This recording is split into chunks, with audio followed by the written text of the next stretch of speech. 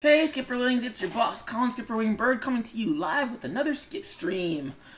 Assuming that the power doesn't cut out during the middle of the stream because there's a thunderstorm happening, so there might be a cutout and that might suck a lot. Either way, we're gonna keep streaming until that happens, and if the power does cut out, well, if I come back, I come back. If I don't come back, well, I don't come back, and we're just gonna have to cut the stream short where it is. On tonight's stream, we'll be working on some fly bits because we need to get caught back up on the stuff. I kind of fell off the wagon in terms of building a buffer, and so we're gonna build a buffer. We're gonna work on some fly bits. We're not gonna work on stuff to promote for this week because otherwise I'm gonna be back in the same spot next week. I'm just gonna be stressed and it's gonna suck. So instead, what I'm doing is I'm building a buffer for next week, and also we get to talk about some cool new stuff that's coming up also next week. It'll be fun. So yeah, but first I gotta do my social media promo. So we're gonna do that first, and then we're gonna come back and do the thing. So see you in 5. Or maybe 10, but you know, it's always going to be 5. Alright, let's rock. Also, if you're part of the co-host crew, please feel free to pop into the Discord. Because it's a lot more fun to hang out with you guys than it is to talk to myself.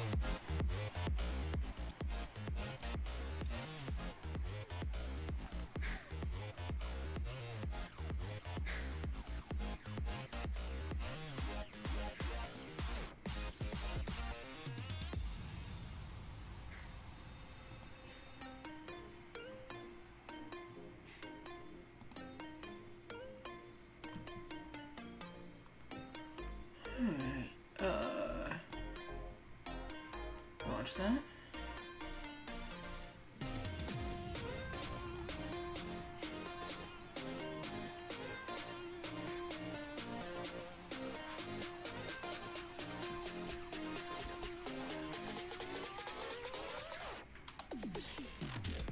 Man, I wish I could add more time in the day so I could work on stuff. Alright, so retweet.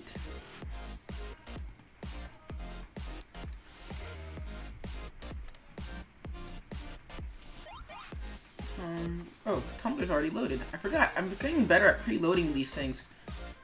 And since I'm not on Facebook, I don't have to spam 50 different groups telling people that I'm streaming.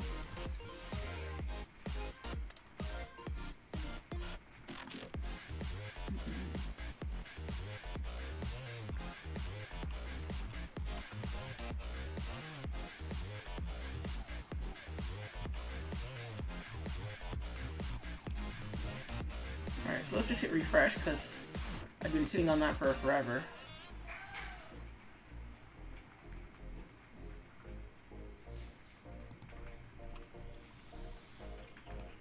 Schedule that for 8 p.m.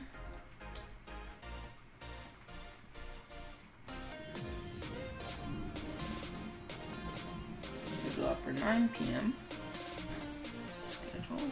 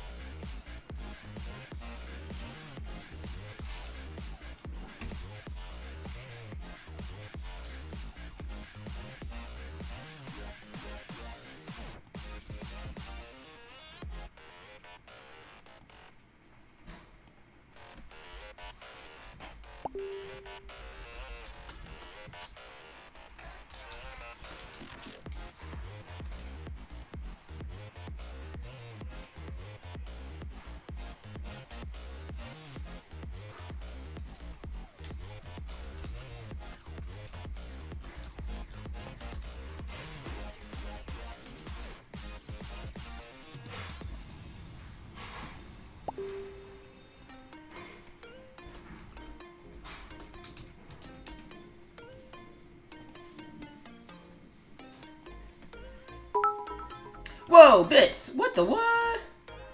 Rain novel, thank you for the bits. Woo! Also, Rain apparently is trying to take down the stream boss. Oh wait, you can't see me do the song dance because you can't see me do the dance because my face isn't on there. Also, Rain, welcome to the Skip stream. How are you doing tonight? Speaking of which, you guys should totally check out Rain Novel's channel because Rain is awesome. Rain somehow has managed the magical feat of like having a chill stream that's still engaging. So you guys should totally check. There we go. That's how it works. Huzzah! The shout out command is working. Also, if you guys want to check out commands, here it is. Is that it? Yes. Cool. All the commands are up to date and all that jazz.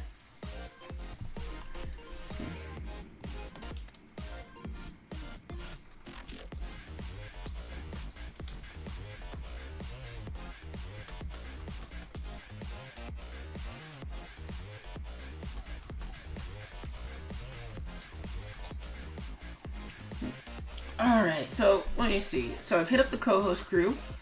Let me see. I've hit up the co-host crew. I've done my thing. So, yep. Just giving you a heads up, the power might go out. It's supposed to be during show tonight. Yeah, that's what I heard too. So I'm not holding my breath. And also, stream crew, just an FYI, there's a thunderstorm going on where I am, so the power might have might not hold. So just an FYI if we do cut out.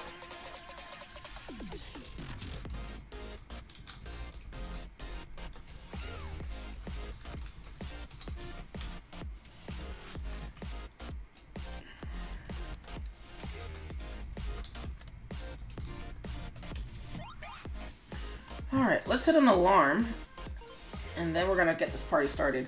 The reason why we're setting an alarm is just so that way I can actually work to a deadline, because otherwise if I just work willy-nilly, if I just work willy-nilly, then I'm just never going to get any, then I'm gonna work way too slow. Meanwhile, Rain just dropped a link in the chat. Oh, that is super awesome, Rain. I want to use the BA word, but unfortunately, this is a family-friendly stream, so it is what it is. Alright, so let's show my face. Artist, camera, boom! Hey everybody! Welcome to the Skip stream. It's your boss, Colin SkipperWing Bird. Yada yada yada, new Skip stream, all of that jazz. Ignore the text on the bottom of the screen. We're going to be working on this for tonight. Let's also change the music a little bit. Just an FYI, the command for song request is !SR song request. So please feel free to pop in and drop in song requests. Shuffle that a little bit quickly. And hit play. And let's turn this down just a lot. Cool. Alright, where are we? 4 o'clock alarm. No, timer. There we go. So we've got it set for a half hour. So let's get to work. The idea of the timer isn't really to, ooh, I think I'll like that. So yeah, thanks for the song request, Rain. Just discovered. Okay, cool. My favorite song track remastered. Awesome. So yeah, so again, the timer's not really for taking breaks or anything. It's more just to make sure that I keep working and stay on target and stay on time too. So let's see, where are we in this one? So I'm doing something new with these. Oh, that reminds me. At the break. Hey, Drastic, welcome to the Skip stream. How are you doing tonight? I'm doing good. I'm also streaming, so welcome to Drastic Access stream. Hey, I don't know what you call your peeps. Just my party people. Just party people in general. Hey, party peoples. Welcome to the Skips. You can't see me. I just realized that. I'm not even making a Cena reference. You just cannot see me. Or my stuff. He's waving hello to you. Also, Rain, is the music a little bit better on your end? Let me know. Alright, so let me see. Characters. Alright. So let's copy that. So yeah, how are you doing tonight, Drastic? Is it like raining where you are? No, it was raining earlier. Yeah, we got a thunderstorm going where I am, and I might cut out, and that would suck. Hey, Jim. Definitely. I may cut out because I feel like my computer's gonna crash. Oh, that sucks. A lot. Yeah, it's just running really weird right now, so I'm just preparing myself for it just going, yep, bit. That would not be bueno. It's mucho no bueno. So I am also here. Speaking of which, speaking of things that are kind of no bueno, Margot Kidder passed away today. Not to be confused with Margot Robbie. Hello? I'm not sure who that is. So you remember in 1978 Superman? Yeah. You know how Christopher Reeve was Superman? Yes. Margot Kidder was Lois Lane. Oh. Well, damn. So we're not sure why she died yet, but she did. And that kind of sucks. That's too bad. Yeah, apparently at 69, so not really that old. Rain writes, yeah, I saw that. She was so pretty and I loved her. Yeah. And so, yeah. But you know, when it's your time, it's your time. But Yep. 69 is kind of young for to pass away of old age. So probably some sort of health complications. I was gonna say it's really depending on your health, I guess. Yeah. So anything fun happened for you recently? Speaking of which. Just typical hilarity from the job of working with children. That sounds fun. Oh, so you're... Well, yeah, you've been back for a while now. I keep forgetting. Yeah. Whoops. I forgot Whimsy Kaya Arts is not a command. What I'm looking for is shout out. Whimsy Kaya Arts. There we go. Yeah, I fixed my shout out command, so now I can give people shout outs, and it's great. Nice. Yeah, well, I fixed a lot of things. So, like, you guys missed, Whimsy and Drastic, you might have, you missed it. Rain, we now have a stream boss, aka yours truly. So, in order to defeat the stream boss, you have to take actions in the stream. I think it includes, hosting, giving bits, I don't know if donations help defeat the stream boss, but, yeah. I think they do, because like I initially had something like that set up in Streamlabs, but I really didn't make that great use of it. The version that comes with came with my bot is like way more fun to play with, I think. Yeah. So yeah, set that up. Also, Rain writes, can't see a stream boss. Yeah, stream boss only shows up apparently when people do things. Let me see if I can fix that. What was that? Oh. Stream boss properties. I'm hearing like sounds because I don't have the streams muted. Ah. Because I just have the volume down really low. I need to just like mute the tabs or set up or enable that in Chrome. But I still haven't done it. Let's see. So there's a stream boss there. So hopefully it's there. Nope. And then there it goes. So I don't really know how it turns off. How or why it turns off. So. Let's see. Songs current. So one of my students came to me this morning, and it was the most ridiculously adorable thing. Oh, what did they do? So last Friday, I was subbing in the art room.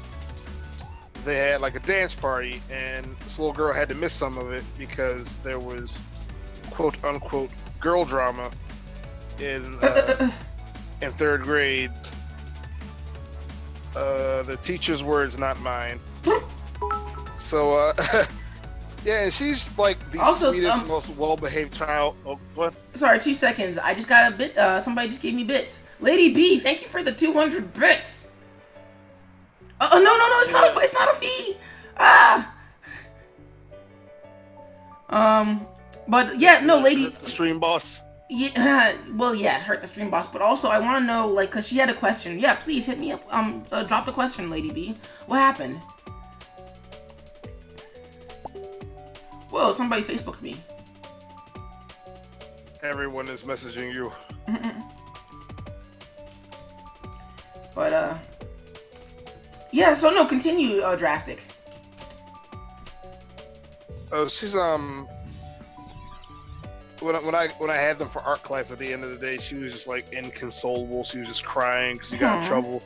And this little girl never gets in trouble. She's, like, the most well-behaved, sweetest child, and when she got involved in something she shouldn't have got involved in, and she thought, she was scared that her mom was going to be disappointed in her.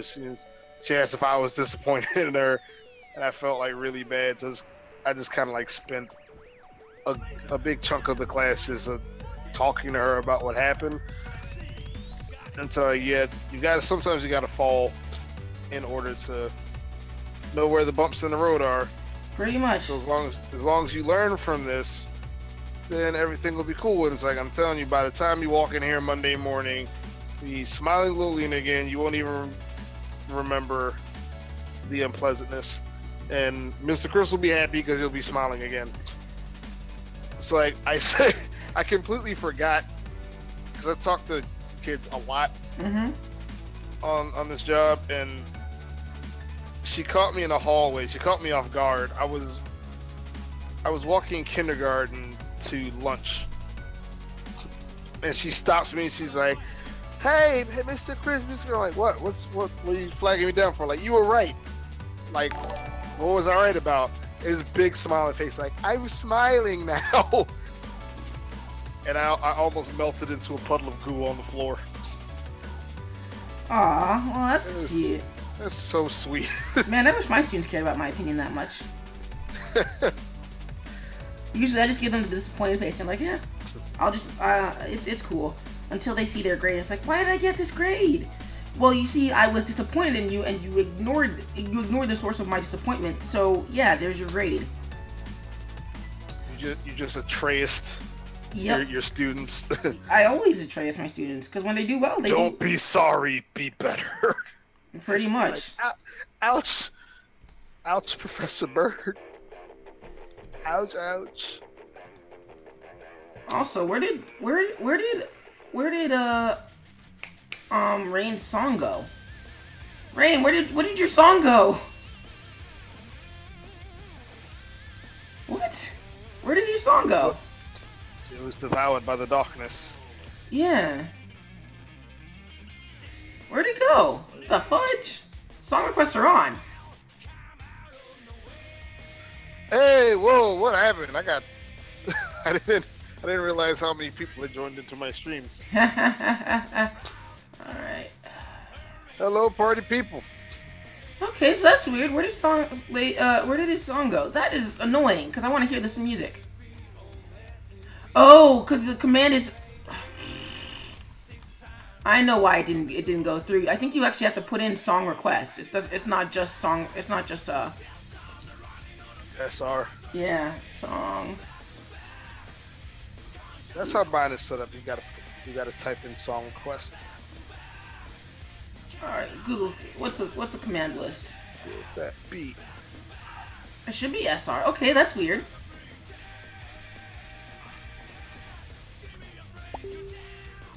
So yes, indeed, party people. I'm up on the stream working on some illustrations, and my main man, SkipperWing, is working on Flybits. Or the buffer for Flybits? Yep, more Flybits, because I fell off the wagon really hard this past week. But luckily, nobody knows who I am, so nobody has noticed. Everybody, make sure you go notice who SkipperWing is, because his stuff is the bomb, a ding-a-ding-dong. Aw, thanks, Drastic. And likewise, if you love the wrestling and you love hilarious commentary that really should be on TV, you should check out Drastic's channel. Also, he lets me use my favorite wrestler, my custom wrestler, if I say these things. So you should go check out his channel. Well, if you checked out the, let me go ahead and throw that up. Hey, Lady Bandigaru, what up? She's got a question to ask, and we need to actually answer it. Lady B, what was your question? Because we're putting this off. Oh yes, do tell. Because you had a question, and we should probably answer that. And distract you everybody from me reusing a background for the umpteenth time. So let's copy that. So I went ahead and put the link for the Ruler of the Ring giveaway. The queue is now open, and SkipperWing is one of the combatants. Huzzah! Also in his alternate guise of the Crimson Fly. Double huzzah! I still need to get you to look at that. Yeah. Make sure it's up to snuff. So, Lady B writes, I was streaming with Whimsy early today, and there was a 10-minute delay. Huh. That sounds like that sounds like an internet connection problem, but I don't really know how there would be an internet connection problem that bad. Like, I don't know how that even happens. That's a severe delay. Because, like, the first thing that comes to mind is just that there's a connection delay. But it's just, I don't know how that would happen, like, to that extent. I don't even have a thing. And when I watched my video, it looks like it was frozen, even though I've been working non-stop. I was like 3 songs ahead of her. Yeah, that sounds like a connection issue. At least the closest I can think of it is that it's a connection issue. I really shouldn't be reusing backgrounds, so let's see what this looks like without the looks like as is. Ooh, this music is sounding pretty epic. Copy frames. OBS kept saying the encoder was overloaded. So yeah, it sounds like a connection issue. You might want to. I don't know what your settings are on OBS, so I'd have to see those personally. What you can also do is you can run a stream test through your dashboard, and just to make sure that everything is working as it's supposed to work. Because that might should give you a pretty good idea as to the health of your stream. Yarp. What you can do is Streamlabs OBS and Stream just OBS tells you basically there's a green to yellow to red health bar telling you how much stress your internet connection is having, and that can also tell you how bad it is, whether or not you're overloading everything. But I would just suggest also turning down your settings. So that way, that to see if that fixes it. Sorry, I'm like kind of super incoherent. It was green the whole time. Okay, that's weird. So that's not a connection. That shouldn't be a connection issue then. That's weird. Encoder was overloaded.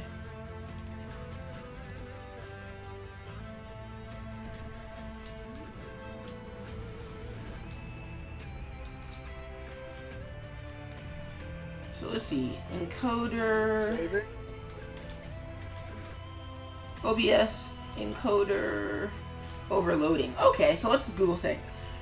Resolution strains CPU usage and can cause your computer to overheat. Turn that down a notch and you'll prevent your PC from OBS encoding overload.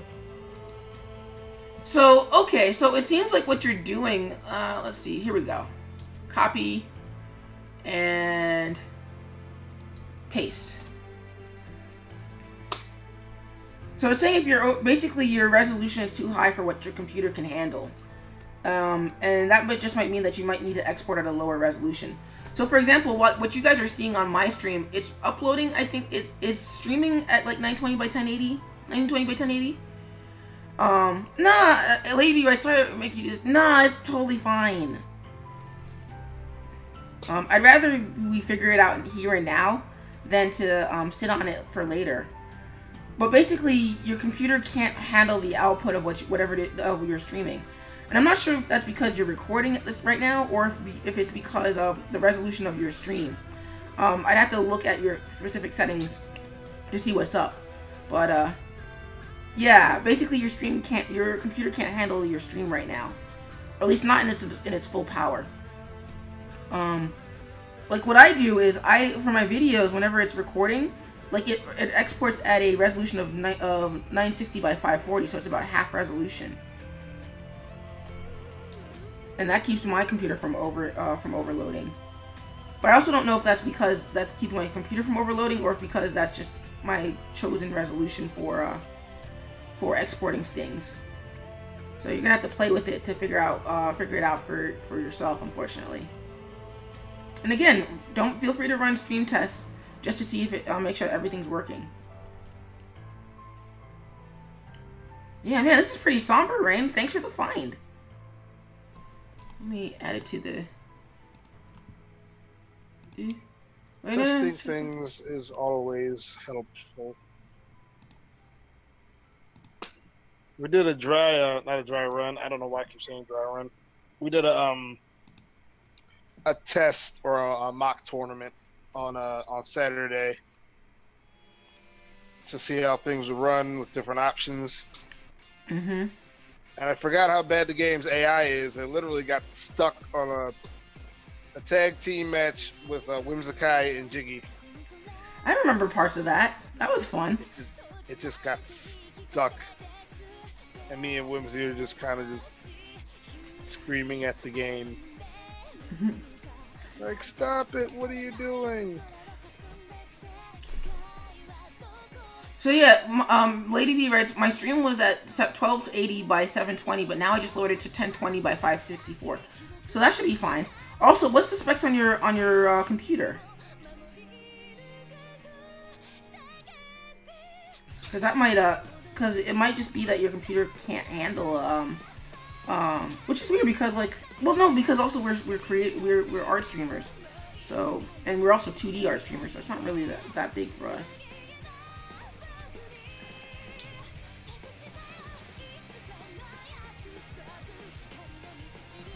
We're gonna motion blur on this a little bit.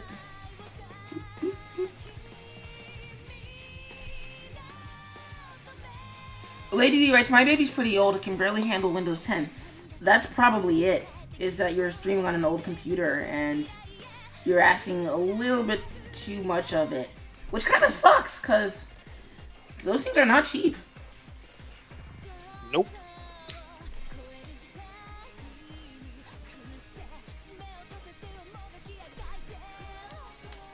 Well, that sucks. Well, maybe you can run a donation drive for a new computer. That'd be cool. Because I know you do a lot of commissions. I know your stuff is really tight. Speaking of, I forgot. And that kind of sucks. Who this? Hey, Jiggy. It is I. Okay, it is actually Jiggy, because I always say Jiggy and it's never you. Oops. Nah, I took my nap that I told you about earlier. Yeah, everybody's taking naps. I was talking to Dandy and she apparently accidentally slept for an hour. Lol. Yeah, it's why I don't do it anymore, because like I'm trying not to do it anymore, because I used to get home and I would take a nap and I would be out for an hour and I'd be like, oh crap, I just gotta get ready for the stream. I didn't do any of the other spare stuff I was gonna do today. Mm-hmm. Like I did a mini strip for another pet project of mine with the leftover time. It was kind of awesome. Right. Sadly, said project is a little bit confidential, so no shares on that one. Because you guys know if I have an opportunity to share things, I share all the things. I know. Speaking of which, I'm messing with your file that you gave me and converting it to HTML5. Ooh, let me know how that goes. Cause Mm-hmm. oh, you got it. You have to use the URL. Sorry, Lady B. Oh yeah. Oh, you did the song quest with the Minneapolis. the Yeah. YouTube. Yeah. YouTube Well, URL. Yeah. yeah. Chatbot is weird. So you have to use the. Chatbot. It's not like Nightbot where you can just use a song name. You have to use the actual URL of the song. Also, apparently my cat is scared because my niece has been terrorizing him. Your niece terrorizing your cat? No, really? Remember what I said about working? chased my mom's dog with her little Batmobile walkie car. She just kept chasing the dog. She loves Braxton, and she hit him. Okay, why is song request not He's working? like, what are you doing? Oh, I just realized you can probably hear my husband through my headphone because both of our doors are open. No, you're fine. What's up, Star Chris? The other Chris. Larkin says hi. Skip says hi. Hey, Sir There are like Chris. 70 of us. Let me see. Just on your Regular friends list. permission. Skip permissions. Okay. Skip. No. I'm looking through my permissions and seeing why Lady B can't do the Can't do the thing. yeah. I'm trying to find Do out the where thing. Yeah, I'm trying to finish this commission up for Renelier. I'm like, I've been having like such a time, like, I don't know. My headspace isn't up in there. I'm like, nah, I gotta finish this shit. Alright, Lady B, Like- try it again. It should work now. I am at the finish line. Lady B writes, "Cause I'm not cool." I'm like, no, that's not it. Yeah, no, try again now. It should work. Our cool Lady B. So you said you're working on a commission for Renelier? Yeah, it's pretty much almost done. I've just, like, the last, like, week I've been, like, out of my headspace, so I'm like, nah, we gotta do stuff today. And I'm trying to find the color I used for something, and I can't remember what it was. It was like crud. So yeah, my niece Crud, just walked in darn and it, stole my damn cat. I it. don't know if you guys saw that. What happened? Did your cat run across the screen? Did I miss the sassy cat? No, my niece stole him. She walked into the room because the door was sort of open, and Oh. I need to establish some more clear boundaries. I was just like, I just didn't want to interrupt you guys to tell her off. So, Oh, that would be hilarious to like listen to. Feel free. Whimsy writes, "Was it mods only?" No, it's regulars, and like you basically make regular status after a certain amount of time and a certain amount of points. No, it's not that one. But I modded it because I know Lady B IRL, so, and she's cool. Well, if you know them IRL, they have to be cool. But yeah, no, because it was basically to keep people from just walking in and spamming song requests. Because Right. trolls are not fun. Trolls are never fun. So yes, my niece kidnapped my cat. Oh shoot. I'm not really so much bothered that she kidnapped him as she just walked into my room during stream which she knows better. Yeah, but that's that manipulation thing. She knows that you're not gonna say anything because you don't want to interrupt your stream. And Oh no, she knows I'll say things. She just kind of knows that I have to get it. She has to get out of my hair quick. So well, there will be some talks about that later. It's like the roll of probably dice. tomorrow. Mhm. So what is everybody else doing tonight? Working on the illustration for the book. The building book. up. Yep. Oh, the book. Reading How's that binary. going? Yeah, I was gonna say, how's that coming? The illustration is just about done. I've done some typesetting, and I've messed around with some layout stuff. Okay. Cool. So once I may or may not stream like the layout of the book. I don't know how interesting it'll be to look at, Right. but it's a possibility. I've really been using Twitch to like, besides engaging with my audience, to just have a reason to like sit down in front of my computer and do things. It's like, yay, motivation.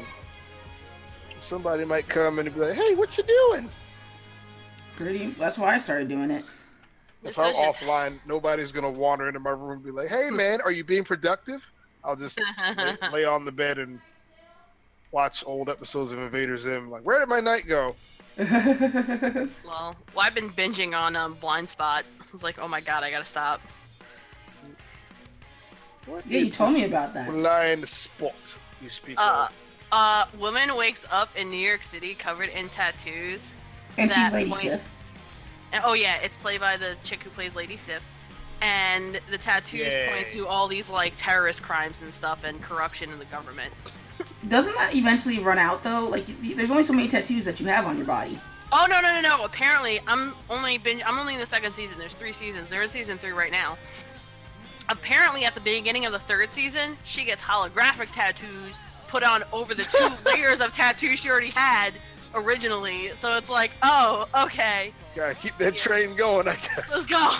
There's only so many tattoos you can put on your body, and of course, I know. Like once you run out of not only once you run out of space, but also once you run out of tattoos, that's it. Yeah. But I've just been enjoying it, and I was like, this is like pretty cool. Yeah, it's something like I can binge watch this. Who gave me laser surgery? Where are my tattoos? But where are my tattoo? That'd be very painful laser surgery. By the way, Lady B, it would be Rip Cat, not GG Cat. Cat Rip. Oh yes, good game, Cat. Good game. Good game. No good game, Cat Rip Cat. Cat's gonna be gone. Cat gone. Well, she's learning. I mean, he does have a slight sense of self-preservation, in that if he goes too far, he will bite her. Oh, good. I sound mean for saying that, but it's like, no. She's from the feline perspective, they merely tolerate us. That is true. Well, it's funny because I want to believe that, but he chases me everywhere. Like, he's like Alfred. Like, I remember... I think I read somewhere, like, when cats bring you, like, the birds and stuff, like, we all know, like, oh, that's so cute. Like, it's either A, they're threatening you, or B, they're trying to show you how to hunt because they think you're too stupid. He doesn't even do that, though. Like, he'll work as my alarm clock. People kind of choose to believe that, like, oh, he loves me. No, he's plotting your demise, or he thinks you're an idiot. Oh no, that's the thing. You guys have never met my cat, though. He genuinely just like he sees a person. He's just like, I've just met you, but we're gonna snuggle now. Oh, your cat sounds adorable. Chris would die, but your cat sounds adorable. Or like I'll wake up in the morning, and like he'll notice that I'm like slightly awake, and then he'll try and wake me up. And then if he wakes me up successfully, and I'll go down and put down the food for him and the water, he just sit at the top of the stairs like, okay, good, now go take a shower. I'm like, wait, no, I fed you. You're supposed to be done. Caretaker cat. That's the look he specifically gives you, like, this is my go take a shower look. This is the now go take care of yourself now look, and I can't stand the smell of you because my cat senses. Like, there'll be food left out, and he will just follow me wherever I go. Like he used to do this thing where there would be where like if I left out food, like he'd follow me to bed, and then in the morning the food would still be there completely untouched. Like we'd leave out ribs, we'd leave out chicken, we'd leave out whatever. Unless he really, really liked it, he wouldn't go for it. He would just like follow people to bed and just kind of cuddle at the foot of their beds. Aw, your cat sounds very sweet. Yeah, he's not a cat. It's weird that he's just not a cat. Cause like normally, like when I first got him, I'm like, or rather when I first started interacting with him, I'm like, okay, you're gonna be a jerk. I'm going to ignore you, and I'm just going to I'm gonna pretend that you don't exist, and be fine like that. But then he would just lay down on my bag, cause he wasn't originally my cat. He was my roommate's cat. Mm-hmm. And he would just lay down on my bag, and I'm like, why is he doing that? And then it was only later that when somebody told me, demand your attention. Well, it was only later when somebody explained to me why he kept burying his head in my armpit. I'm like, why does he do that? Like, it's not supposed to smell nice. He's like, well, no, that's where he feels safe. I'm like, in my armpit? Yeah. Apparently. Like there's there's better spots for him to hang out in, but he just hangs out in my hangs out where I am. Like my parents are they're like super paranoid that he's gonna get his fur all over everything, which isn't an irrational fear. He does shed. That's like the one bad thing about him. But yeah, no, he's just gonna find a spot. He's gonna curl down. He's gonna lay on the couch and he's gonna sleep all day. Like, how do you know? Because that's what he does when I'm home. And even then, he only gets up because he's like, oh, you're not in your spot, so I'm going to go where you are and make sure that you stay safe. I don't know why he's like that. What was your roommate like? Pretty chill. He had 2 other cats, and so he couldn't really devote any time to the one cat that wasn't actually his. Mm-hmm. I was gonna say, My was he aunt's chill? cat Because was the cat like seemed that. pretty chill. My aunt's cat was like that. She was also somewhat cantankerous in the way she would look at me. It's one of those things where, like, it takes a certain amount of nuzzles to get food out of the humans. I have nuzzled you, human. Where is my food? But yeah, I was expecting this cat to be a massive jerk, and he turned out to not be. And now I'm like, well, okay, I can't get rid of you because I don't want you to go to a home where like you kind of don't get that sort of love. So that's why I kept him, because I was just like, you're a sweetheart. You deserve a good life. And then he met my niece, and everything was hilarious from that moment on. Like, let the terror begin.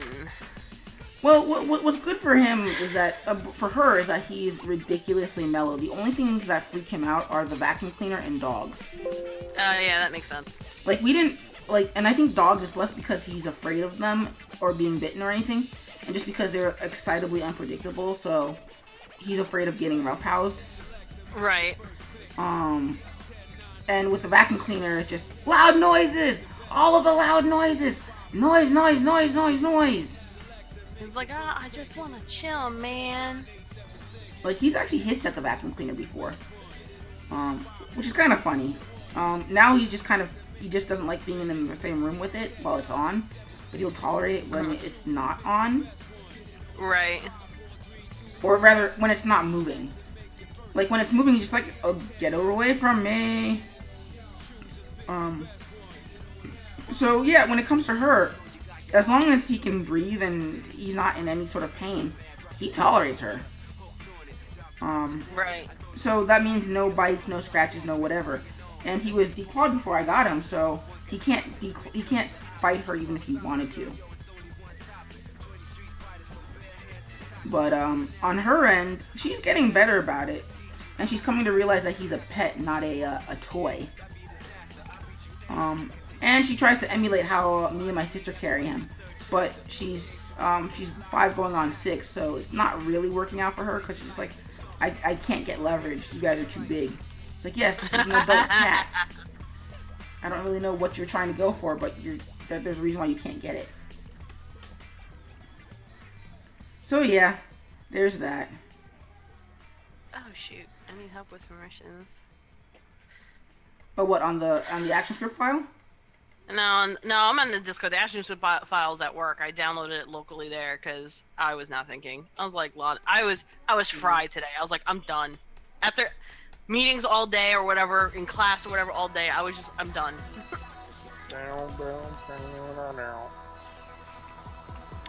That's what I said. Oh, I'll get to your stuff after lunch. It's like, nah, I didn't get to it till like 3 o'clock. But no, I'm setting up Sir Chris to be a moderator on all my stuff since, well, he's gonna be home. I'm gonna steal this. Woo! You know what's funny? I never heard this song before, Lady B. Because I couldn't get into the Beautiful Joe anime. Like, I couldn't get into it because I was just like, this looks like a mess, and who is this Captain Blue Jr.? Wasn't actually that bad of an anime in hindsight, but... Son of Captain Blue. Was he? I don't know. His name is Junior, so I assumed. The 4 kids one. Yeah.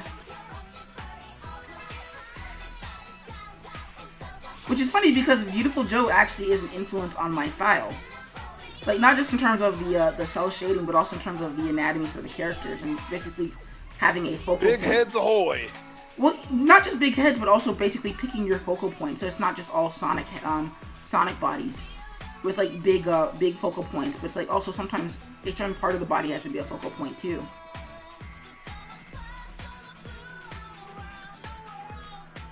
So yeah, that little tidbit about Skip. But yeah, like Jiggy. So like what's really frustrating about the HTML5 is that the file that I sent you, I also made it in HTML5 too. Oh, you did? Okay. But instead of doing it, instead of doing it just like dropping things on the timeline via action or on display list via action script or rather thing via JavaScript, I dropped them on during basically and then dropped them in manually and then just use the the JavaScript to stop the movie clip and then just play it out. Right, I saw that, and then what happens is I was trying to do the HTML part because the HTML doesn't have next frame and previous frame. Right, you have to tell it, I have to get the current frame and then go to and play what variable I ever named the current frame plus 1.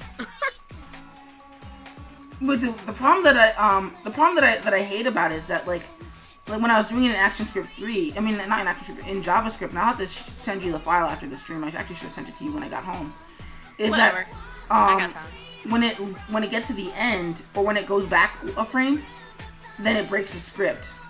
Like the only thing that works is stop. Like nothing else works. So I don't really know why it's doing that.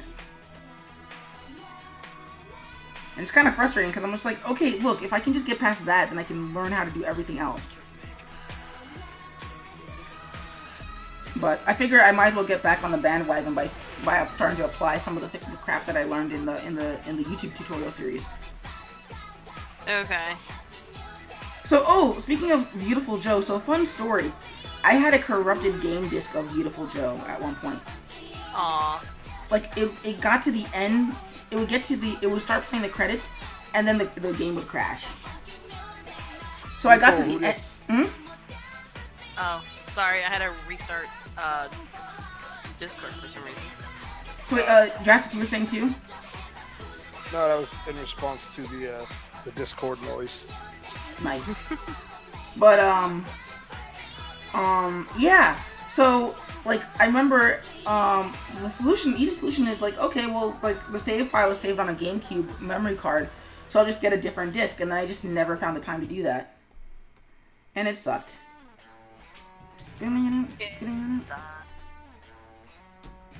Although at least it wasn't like the time I 100% completed Donkey Kong Jungle Beat without on my Wii without a memory card, and then it and then the game crashed right during halfway through the credits.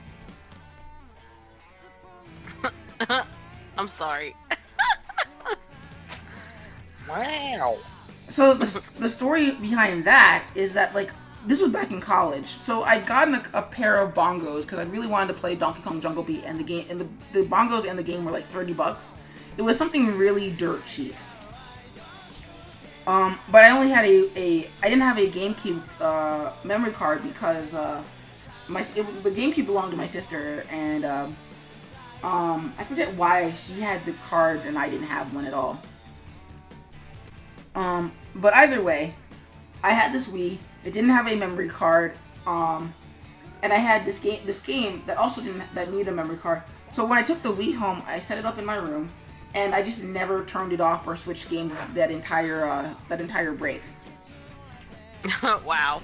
Well, to be fair, like I said, the DS was out at the time, and I also owned an Xbox 360, so it wasn't like I was completely starved for stuff to do. In fact, you had the opposite problem. So, like, I just slowly 100%ed this game. And with Donkey Kong Jungle Beat, it's actually kind of hard to do because with a regular controller, you're like, yeah, fine, whatever.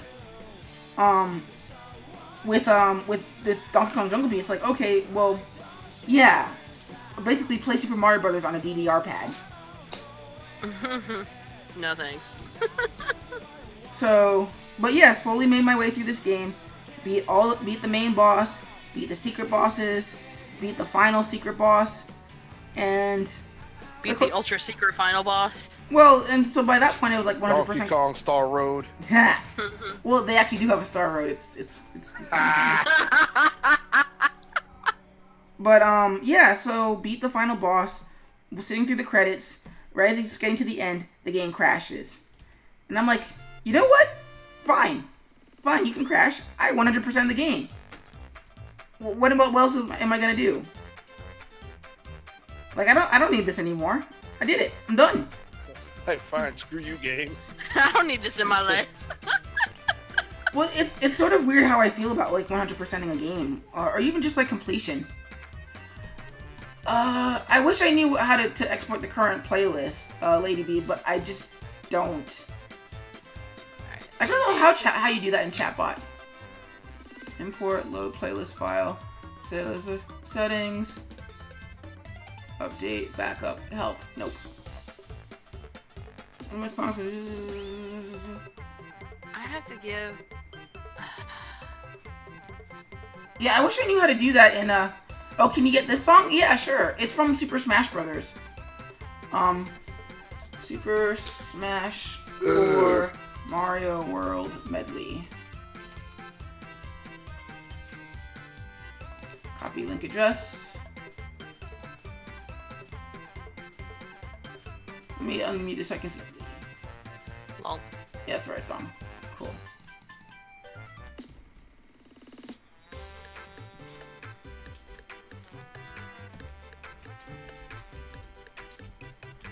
There we go.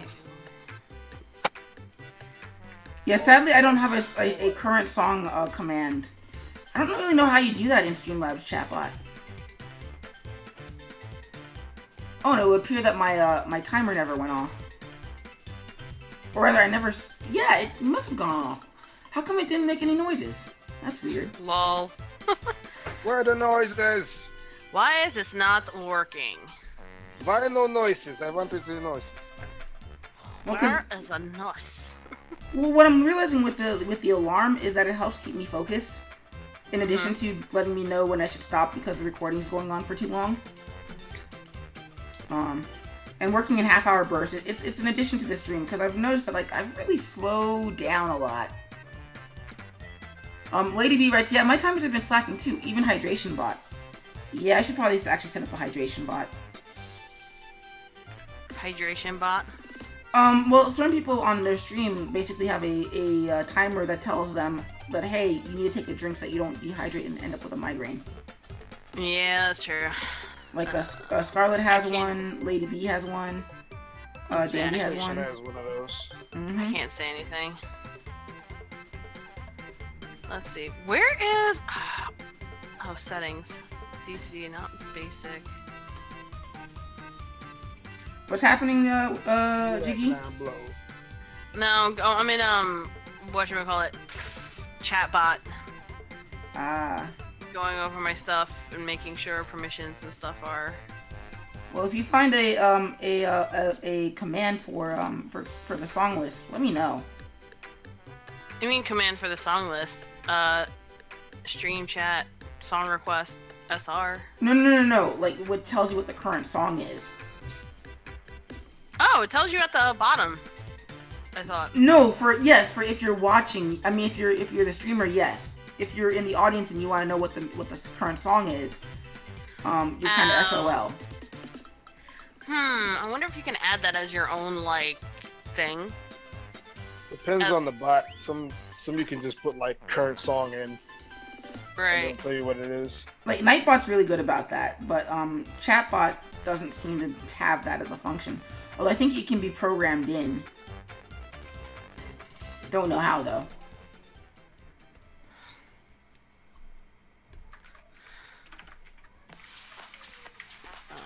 I'm trying to think. What's his thing in Discord? Oh no, I think there's an underscore in his Twitch. I might make a do you even lift command, Lady B. Do you even live? Was this? Also, Lady B, you're part of the co-host crew. If you want to jump in on chat, feel free. Copy frames. Okay, do you even lift? Let's do this. Do you even live? Hashtag exclamation point, come at me, bro. Yeah, we talked about this last stream. You're part of the co-host crew. Feel free to pop into the Discord. Okay, there is an underscore in his name. I mean, the trade-off, though, if you pop into the Discord, is that then you can't hear the music. Pretty much. Alright, let's make... I was getting ready to disagree with you, not realizing I'm listening to my own music. Yeah. That's funny. Man, I can hear you. Wait a minute, Skip doesn't have Beastie Boys on the soundtrack. Not yet. Oh my god, that's great. I happen to know you like sabotage, so I'm like, why isn't that on your list? Meanwhile, Lady B writes, Skip, you need to make a save command. It saves lives. Save. Well, I saved. Save. Well, that's the fun thing is that it actually does auto-save every 5 minutes for recovery. Thanks for reminding me. Save. All the saves. So one thing I don't like about chatbot is I'm trying to... Where is the settings where I can say, hey people, I give people permission to do all the things if they're just here. General position. Song request. There we go. Hold on. I'm remembering this now. I actually watched the YouTube on this. Yay! Meanwhile, Lady B writes, my Nightbot hates Whimsicaya. Oh, that's because I haven't been in your stream for very long. Okay, everyone has permission. Who could hate Whimsy? Apparently, so whimsy. Apparently a chatbot. No, you see, Nightbot is jealous that Whimsy is such a good mod. Mm-hmm. I know what I'll do. I'll sabotage her. Okay, everyone should have permission now to do, because what's his face was Dean was trying to do song requests last night and he's like, I can't do it. I'm like, what? And I'm like, oh, never mind. But in any case, I'm gonna take a standing break. I'm not actually gonna go anywhere. But Spot hates me. Yep. So let's go to test my widgets. Yeah. So this is what I sent so I have two tests in here. There's a HTML5 version and there's an ActionScript 3 version. So this is what I sent to Jiggy Art. So if you look on the screen, there's absolutely nothing there. However, if you go to the Actions panel, basically there's all my code. There's a code for basically declaring variables, basically saying, hey, I am defining a thing as a thing from the library. Put it on the stage. Mm-hmm. Well, that's the next bit of code. Is put these buttons and the movie clip on the stage. Also, stop the movie from playing. Yeah. Then go down Just and play everything. Yeah. Go to the next frame. Go to the previous frame. So what it looks like. It's very simple with ActionScript. I'm not even gonna lie. Like HTML5 and JavaScript, you have to tell it. It's like a small child. You have to tell it, hey, find this first, and then do this. And if it is this, you have to do this. And it's like logic statements. Billy, take that asset out of your mouth right now. So what I'm trying to do is set it up like an Instagram comic, wherein you just click and it goes to the next frame, and click and click and click and next frame, and yada yada yada, and that'll eventually give way to basically making it like an app like it used to be, where it's just where you just hit play and it goes to the different various things. The problem is that this simplicity does not work in HTML5 JavaScript for reasons, because Adobe doesn't really know how to fight for their crap. So this simplicity is really stupid complicated in HTML5, and I know it's doable. I found a comic that did make it work. I can't find, for some reason I can't seem to find it ever again. But either way, I know it's doable, even if Adobe doesn't seem to want to fight for ActionScript 3.0. The idea of it being translatable, their thing is it's translatable. We just made it directly translatable into thing. It's like, yeah, but it doesn't translate for us, and that's not helping. No. So, I mean, I kind of found a website which turns it into JavaScript, but then I was like, that JavaScript is long. And I'm like, nah. It's like, nope. Not looking at that today. I'm not actually going anywhere. I'm just taking a standing break so that way I'm not sitting in my chair forever. Lady B writes, do you like Streamlabs or Stream Elements? I'm on Labs, but nothing is updating. I find that usually when nothing is updating, that usually means that you have to manually go to the website and download a new installer, and then that'll function as the update. Cause yeah, I had that problem too, where it would start updating, and then it would say, yeah, we did it. And I'm like, yeah, but you're the old version. It's like, yeah, but we updated. It's like, that's the old version. And then restart it, and it's like, oh, well, if it's not updating, then you have to go to the site and download a new installer. It's like, wait, what? But we updated it, you filthy, disgusting liar. Go eat cake. How dare you? Whew. All right. So let's come back and set the timer this time. Reset. Notifications will only show if the PC is awake. It is awake. I'm awake. I'm alive. Sorry. Don't mind me. Work even if the app is closed and your device is locked. If you see a warning,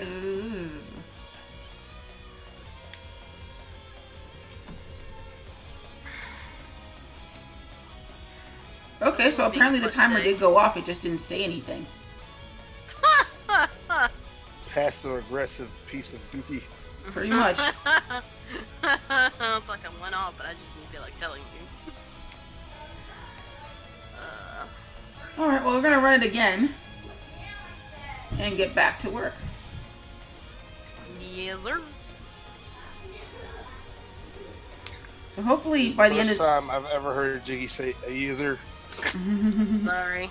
I'm like super tired. Like I have to stream later. I might start it earlier. Nah, I'll just start at 9. I don't even know what I'm doing. Is that your start time? Yeah, 9 o'clock Eastern Standard is my start time. Ugh. But You stream for how long? just for a couple hours. I don't know. No, I just like I have to get up. I have to be able to get up in the morning. And if I go past 12 o'clock, then I am not going to function the next day. Well, I don't have to be up at like 5 in the morning. I have to be up at like maybe 7, the latest. I Oh, can no, be but- up and out the house in a half hour. Well, same, but it's just I function better in the morning if I get more stuff done. And like that, so for me, waking up is integral to actually being able to get anything done. So it means, unfortunately, that I have to go to bed earlier than normal. Oh. Same. I've been trying to get to bed a lot earlier. It works best when I don't have to rush out of the house and I can just go to work. Also, when the children descend upon the school I'm much more prepared to deal with them. Right. Like That 8:45 bell, and it's like, yeah! You just hear them tumbling down the hallway like zombies in that World War Z movie. yeah, like for me, like waking up late basically means I have no time to actually make breakfast because I have to get ready for the rest of the day. Whereas if I wake up early, then get in the shower, make an omelet, which gives me a crap ton of energy in conjunction with my morning coffee. So it's better to get up early and fight through being tired than it is to just sleep in and just wake up whenever. If I get a good night's rest, I don't even need coffee. I got coffee from Rural Farms this morning, and like by 2 o'clock, the cup wasn't even like a fourth of the way done. Nice. I was like, oh, I didn't really need this. I guess I got enough sleep last night. Woohoo! Nah, at Which that I point, almost never do, but when I do get enough sleep, it's a magical thing. nah, for me at that point it just becomes, I just want it. Like today was actually like that, where I woke up early, got some morning exercise done, and then by the time I got to work, I'm like, I don't actually need the coffee. I just want the coffee. I don't like coffee that much to drink it recreationally. Ali does. He loves some coffee. Usually, I see him coming with that thing. I'm like, holy crow, dude! It's 7 o'clock at night. Yep. I'm like, here's my giant iced coffee. What's that sitting in your car in a cup holder? The giant cup of iced coffee I got this morning. Yeah, no, aside from morning coffee, the only recreational coffee I take is my coffee flavored ice cream. You guys know about that. I've only had coffee recreationally when I was hanging out with Ali. Because he's a coffee fiend, that guy. He loves him some coffee. Dude, let me tell you, that hazelnut coffee stout I had at the craft beer festival on Saturday was awesome. Wait, coffee flavored beer. Yep. That is a thing. It is a very awesome thing. That was a thing on the Drew Carey show. It was very good. And then they had another coffee called the 25th Hour, which was awesome. Amazing. I was like, yes, give All me my some. life, I have been trying to recreate that experience we had at the Katsucon where we had crab cakes and Rogue Dead Guy. No, we gotta go back for that. Wait, It's crab just cakes like and what? Yeah, we had a dead dude sitting on the table and we drank. Just drank the beer out of his hat, I guess. So this is a prop, yes? Not an actual dead person.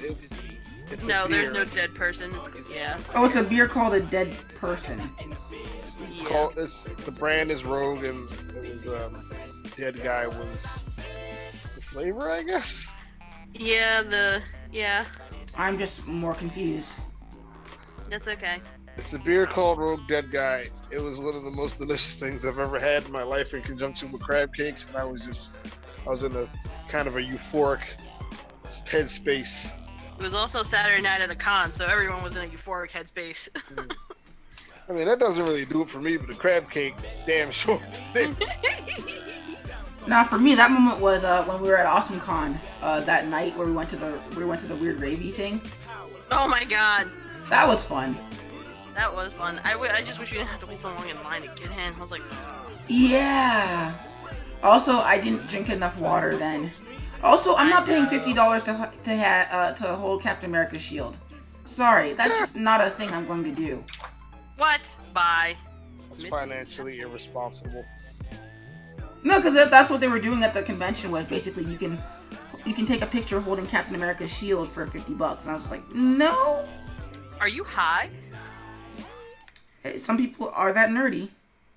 You know, they know their audience. Like, oh man, we're gonna make so much money at this convention. Mm-hmm.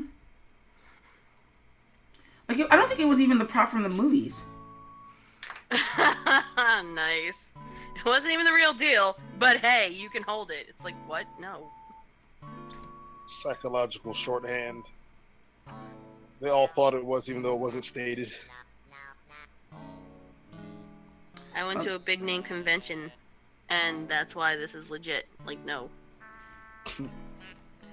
Well, it's that issue again that I like to complain about, the idea that we don't really know how to consume media anymore. So, that's kind of mellow. What are we listening to? I don't know. KK Corral. I'm down for that for a little bit. We can't hear anything. I was gonna say, I don't know what you're listening to, but I'm listening to One Way's Cutie Pie. Mhm. I was gonna say I have nothing on right now. 'Cause, like I'm afraid. I know I listen to music loud, so I'm afraid I'm gonna accidentally blast it through my microphone while I'm on with you guys. Like, But yeah, no, we just have this weird issue of like not being able to know how we consume media. So it becomes this thing of like, how come the movie didn't end the way I wanted it to? Because then you'd never come back for the sequel. But that leaves me feeling really unfulfilled right now. Yes, it's supposed to. It's like you'll come back for the sequel. Opinion. it's like you will pay to finish. That's how these works.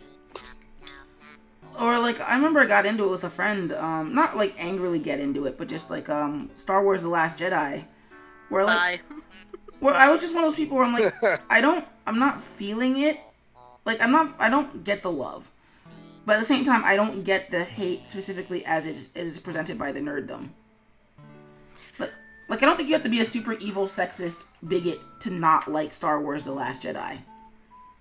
Like it didn't do it for me. I just never saw it. Yeah, I just never saw it. And then I think, did you or somebody explain to me what happened in it? I was like, and you explained to me what happened to it and why it made no sense. And I was like, yeah, I can kind of see. Yeah, nope. Can give you the fresh-eyed outsider's perspective as someone who's not a Star Wars loyalist, and I didn't have anything. Yeah, you do it this time. A certain way. I had nothing to do with this. Trying to feel a certain way, because Glenn likes the movies, and I was kind of just being a good roommate, a good friend, and went to see all three of them. The first one I was like, that's cool, I guess. Second one, I loved Rogue One, loved it. Rogue One was great. And then the third one came out, and like, so I no longer care. I no longer care. This is not like building up like a 30-year like what I wanted out of my Star Wars film. I just went to see a movie, and the movie left me feeling like I don't care anymore. Wow.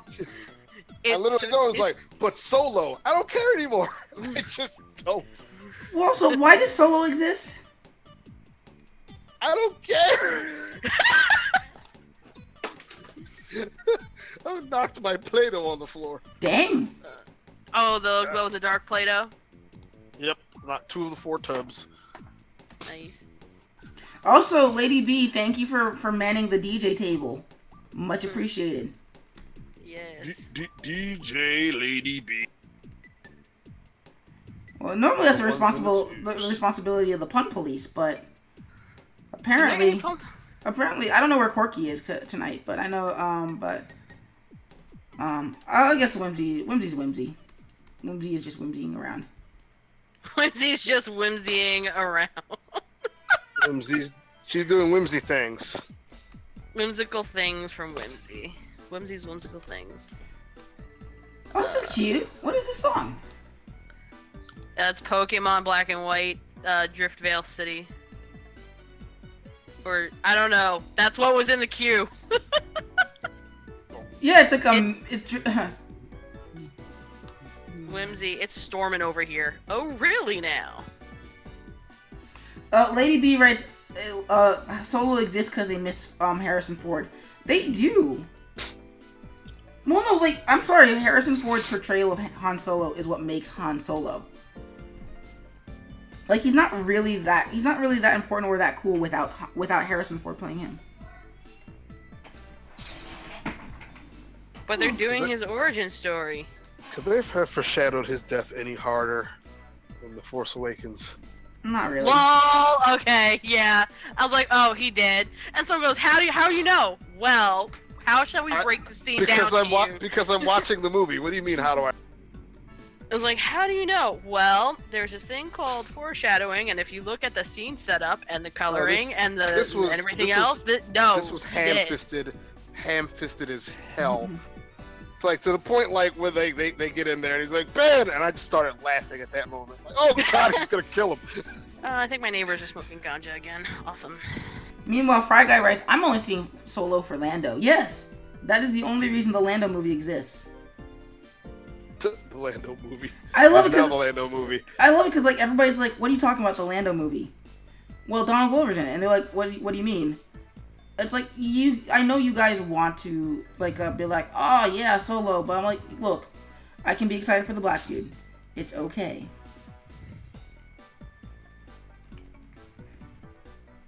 Like I just really want Anthony Mackie to play his Falcon to get be as prominent as a Bucky. Like, I'm sorry, Bucky would not make a good cinematic Captain America. I'm sorry, that's just not a thing. Like that Bucky Barnes is like they keep hammering Bucky. Like they keep hammering home that he's a war criminal and that he is that he is not redeemed yet. And that maybe moving on for him doesn't involve Steve Rogers. If the Captain America if he dies and it's done, just do something for everyone that's not a comic loyalist and let him ride off into the sunset and focus on newer heroes. I don't need you to staple a Captain America symbol onto somebody's forehead like this is the new one. Good luck. If only people were as mature as you, Drastic. I was gonna say, good luck. It's Marvel. Well, it's not Marvel. It's us. Marvel responds to us. I know. Us who? Us the general audience? Yes. Us the hardcore loyalists? No, we're already there. They don't care. Oh yeah, but the general audience doesn't care about the new guy. Unless the new guy's been like Spotified by The general audience will take a new guy way more than they will take the Sam Cap from the comics. Tell that to Hancock. So what the Hancock? The good half or the crappy half? Oh, both halves. Like usually, it's not like, oh, people didn't give Hancock a chance because he was a new hero. Like, no, the movie was objectively pretty bad. The first half was interesting, and then everything just. No, I'm not denying the quality of Hancock, but like the Marvel is not dumb. Neither is Disney. Like they won't do Sam as Cap if they are not dumb. I don't necessarily need them to make Sam Cap. But my point is that they don't usually introduce new people unless it's been vetted by somebody old first. And usually even the old vet, the new character usually turns out to be somebody we already knew in the comics. Like, I think the only time they've really moved away from that is Coulson. Coulson! Like, I think Coulson's the only character to have gotten away with that so far. Well, no. Just come out of nowhere and be beloved. Coulson, Kat Dennings, and old pirate dude from Thor. Old pirate dude from Thor. Yes. Wait, because he plays Orlando Bloom's dad in the Pirates movies. Yeah. And even then, I think they Ragnarok says, yeah, we didn't need those guys. We're good. So that's why I say I wish people were as mature as you are, Drastic, because yeah, no, like new heroes would be awesome. But they're not even specifically like brand new heroes, but like they're moving forward with new licenses that haven't had movies. That's kind of what I mean. Not like actual make new heroes, because that's not what they're in the business of hilariously. I mean, give us some of the characters who have got less shine. You've proven you can take a license like Guardians of the Galaxy and make people care. Right. So like, work your magic with some other lesser known hero groups, because that's what everybody before Guardians, not everybody, well, not everyone who was a non-comic book fan kind of looked at it skeptically, like one of them's a tree and one of them's a raccoon. Like, what? Why do I care?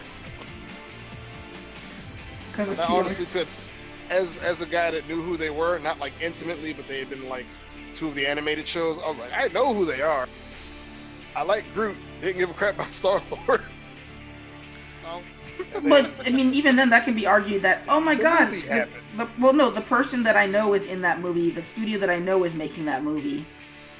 Because I get where you're coming from, and I think that Guardians is an excellent counterpoint. But there's also the element of things I know that are familiar and comforting to me. Are to who? Not me personally, but like, oh my god, Zoe Saldana's in this. Oh my god, Chris Pratt, and he doesn't have a dad bod. Guns, shooting. Hey, John C. Reilly's in this. Why is John C. Reilly in this? Why is Glenn Close in this one? Why is John C. Reilly in this? Because James Gunn likes John C. Reilly. And like, he needs an everyman character.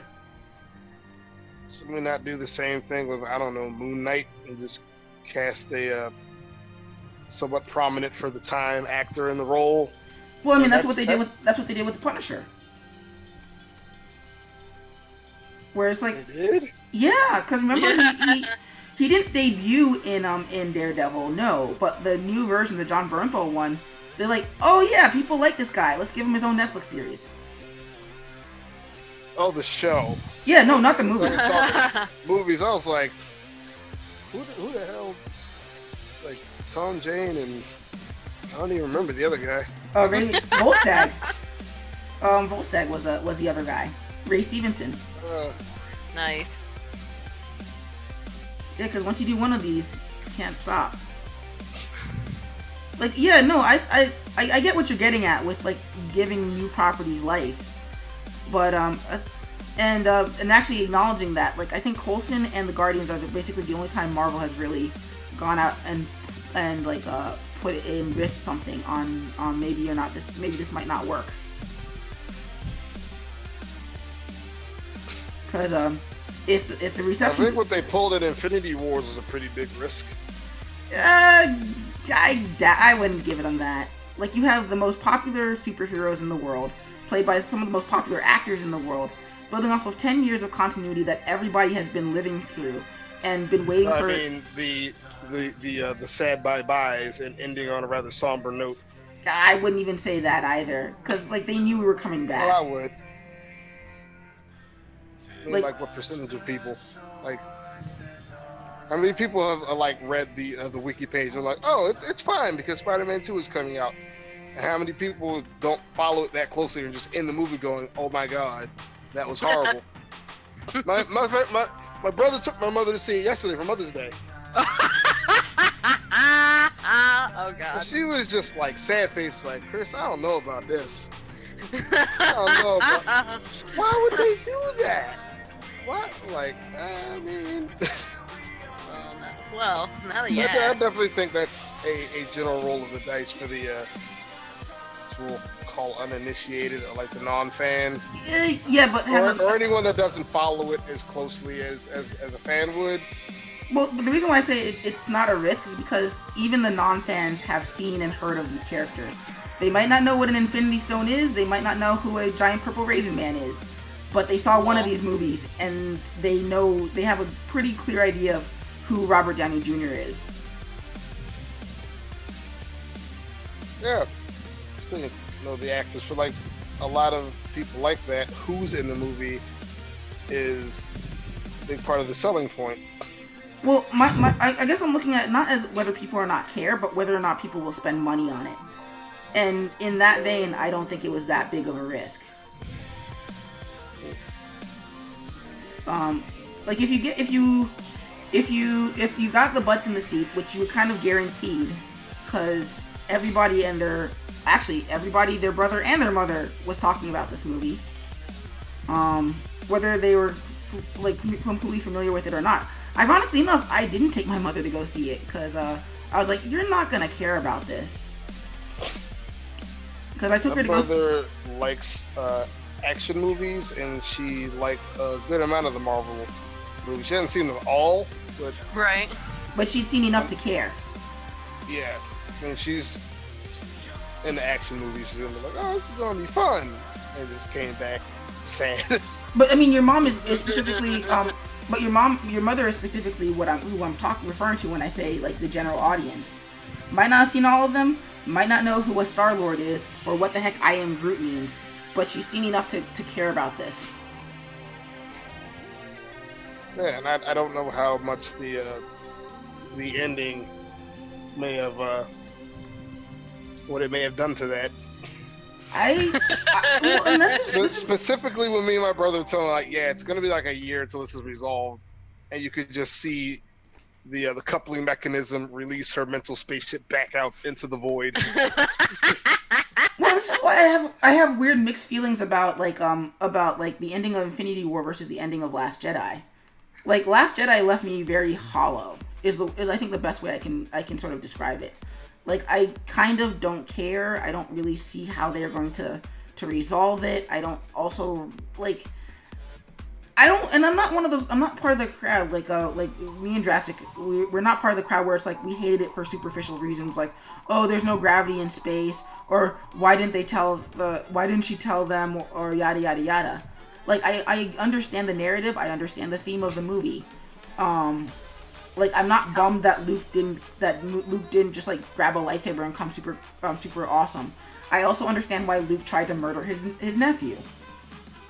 I'm not sour on that. I'm glad that didn't make you make what the hell face, because it made me make what the hell face. Like for me, like, yeah, it's totally in character for the Skywalker men to Fire writes, lol, stop comparing Last Jedi and Infinity War, Skip. You historically don't care about Star Wars. It's like me comparing Sonic to Zelda. Little Fry's right. I'm not as passionate about, like, Star Wars as I am about video games. Zelda had better music, fight me.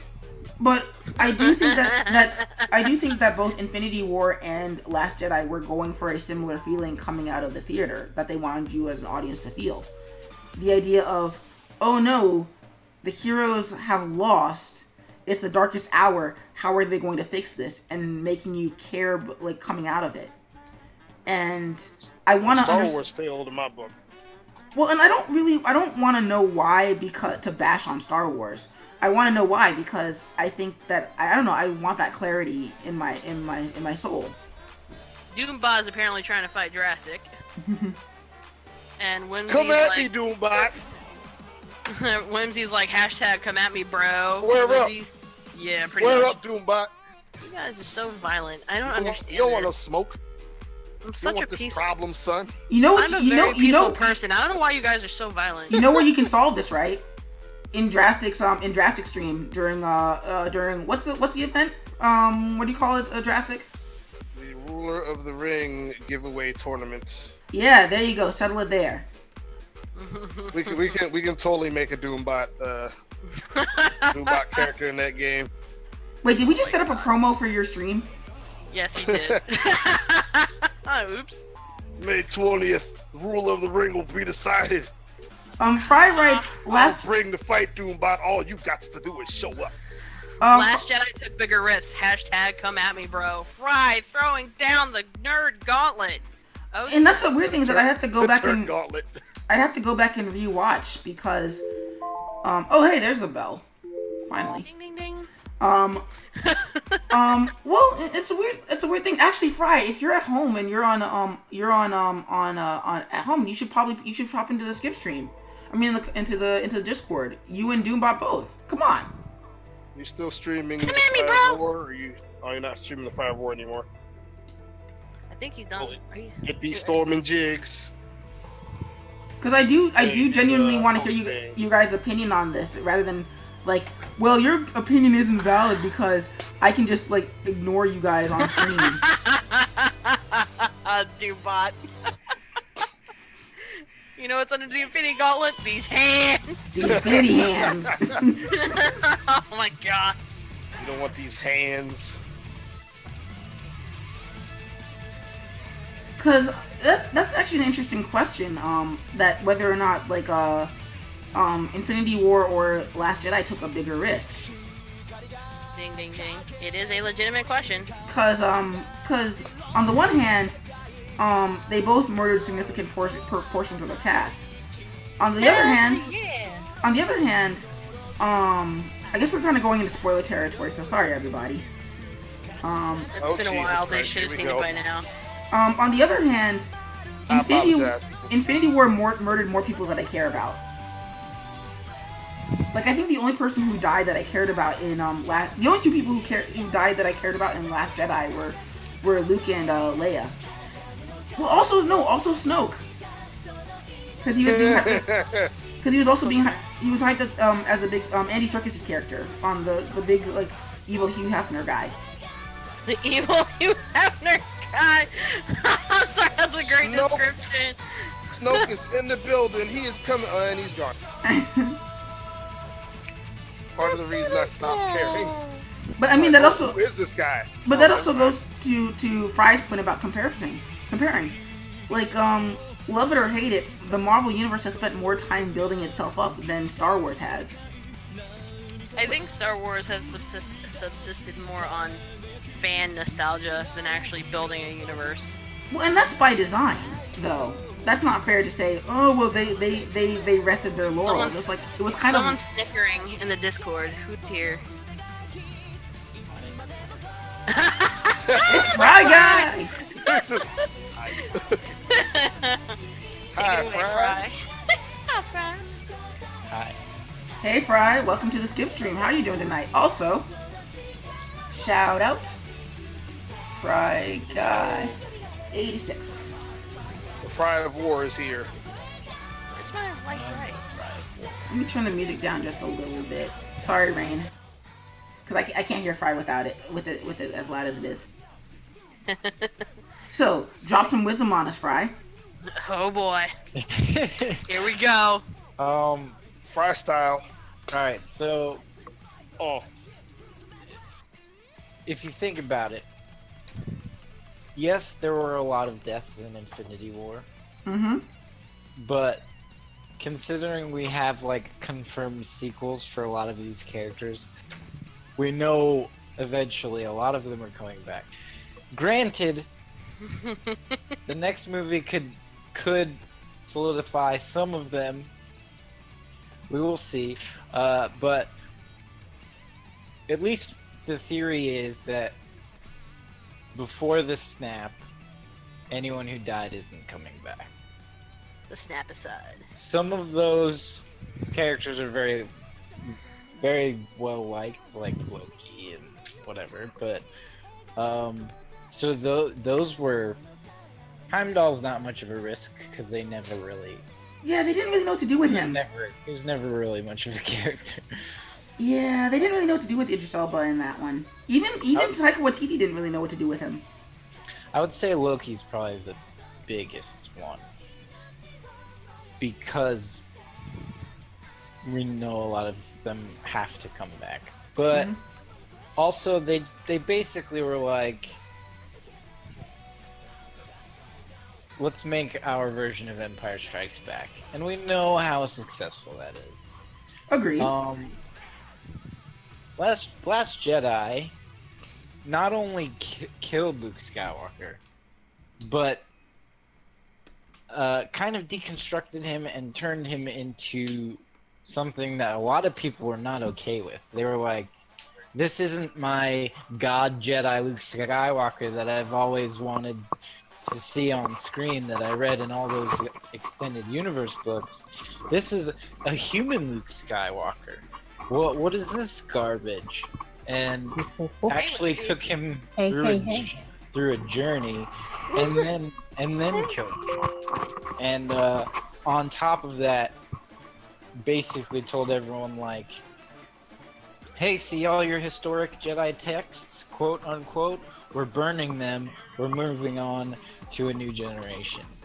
I know that's not like what I take away from the film, but like I feel like it is kind of I feel like that's why it's more divisive, is because it takes bigger risks. Like, I think the closest thing that Infinity War does to that is what happens with Star-Lord. And nowhere near on the same level, but you remember, like you guys have seen the vitriol for Star-Lord post Infinity War, where it's like, why did he do that? Yeah. They were gonna win. Yeah, almost had it. This is the first I'm hearing of it. How dare he be human? Well, to be fair, Drastic, you also don't seek out like people who try to make you mad on the internet. Well, I try to be happy guy, you know. But no, like there's a lot of internet reaction of people like, why did Star-Lord like screw everybody over?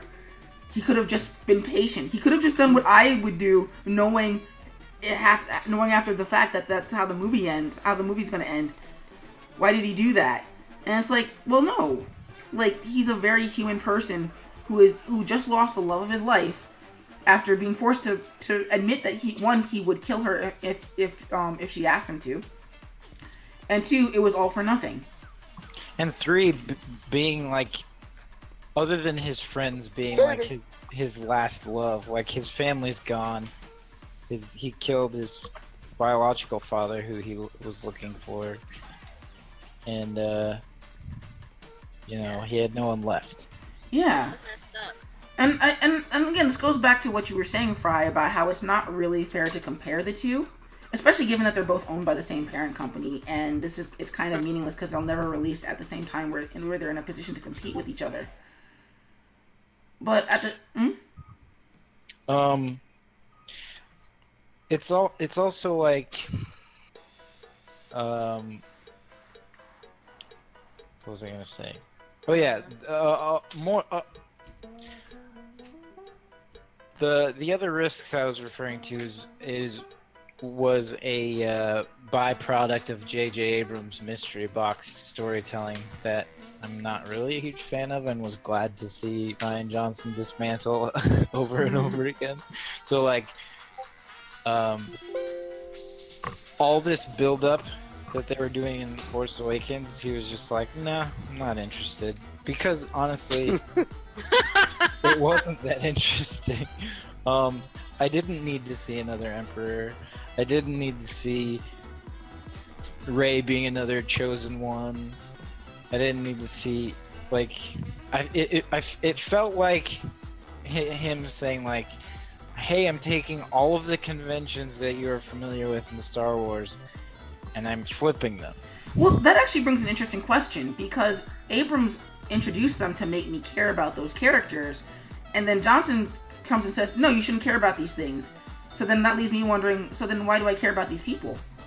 But then he made me care more about Rey because she's not a chosen one. She's just a person who has abilities. That's way more relatable than a chosen one. I care a lot about.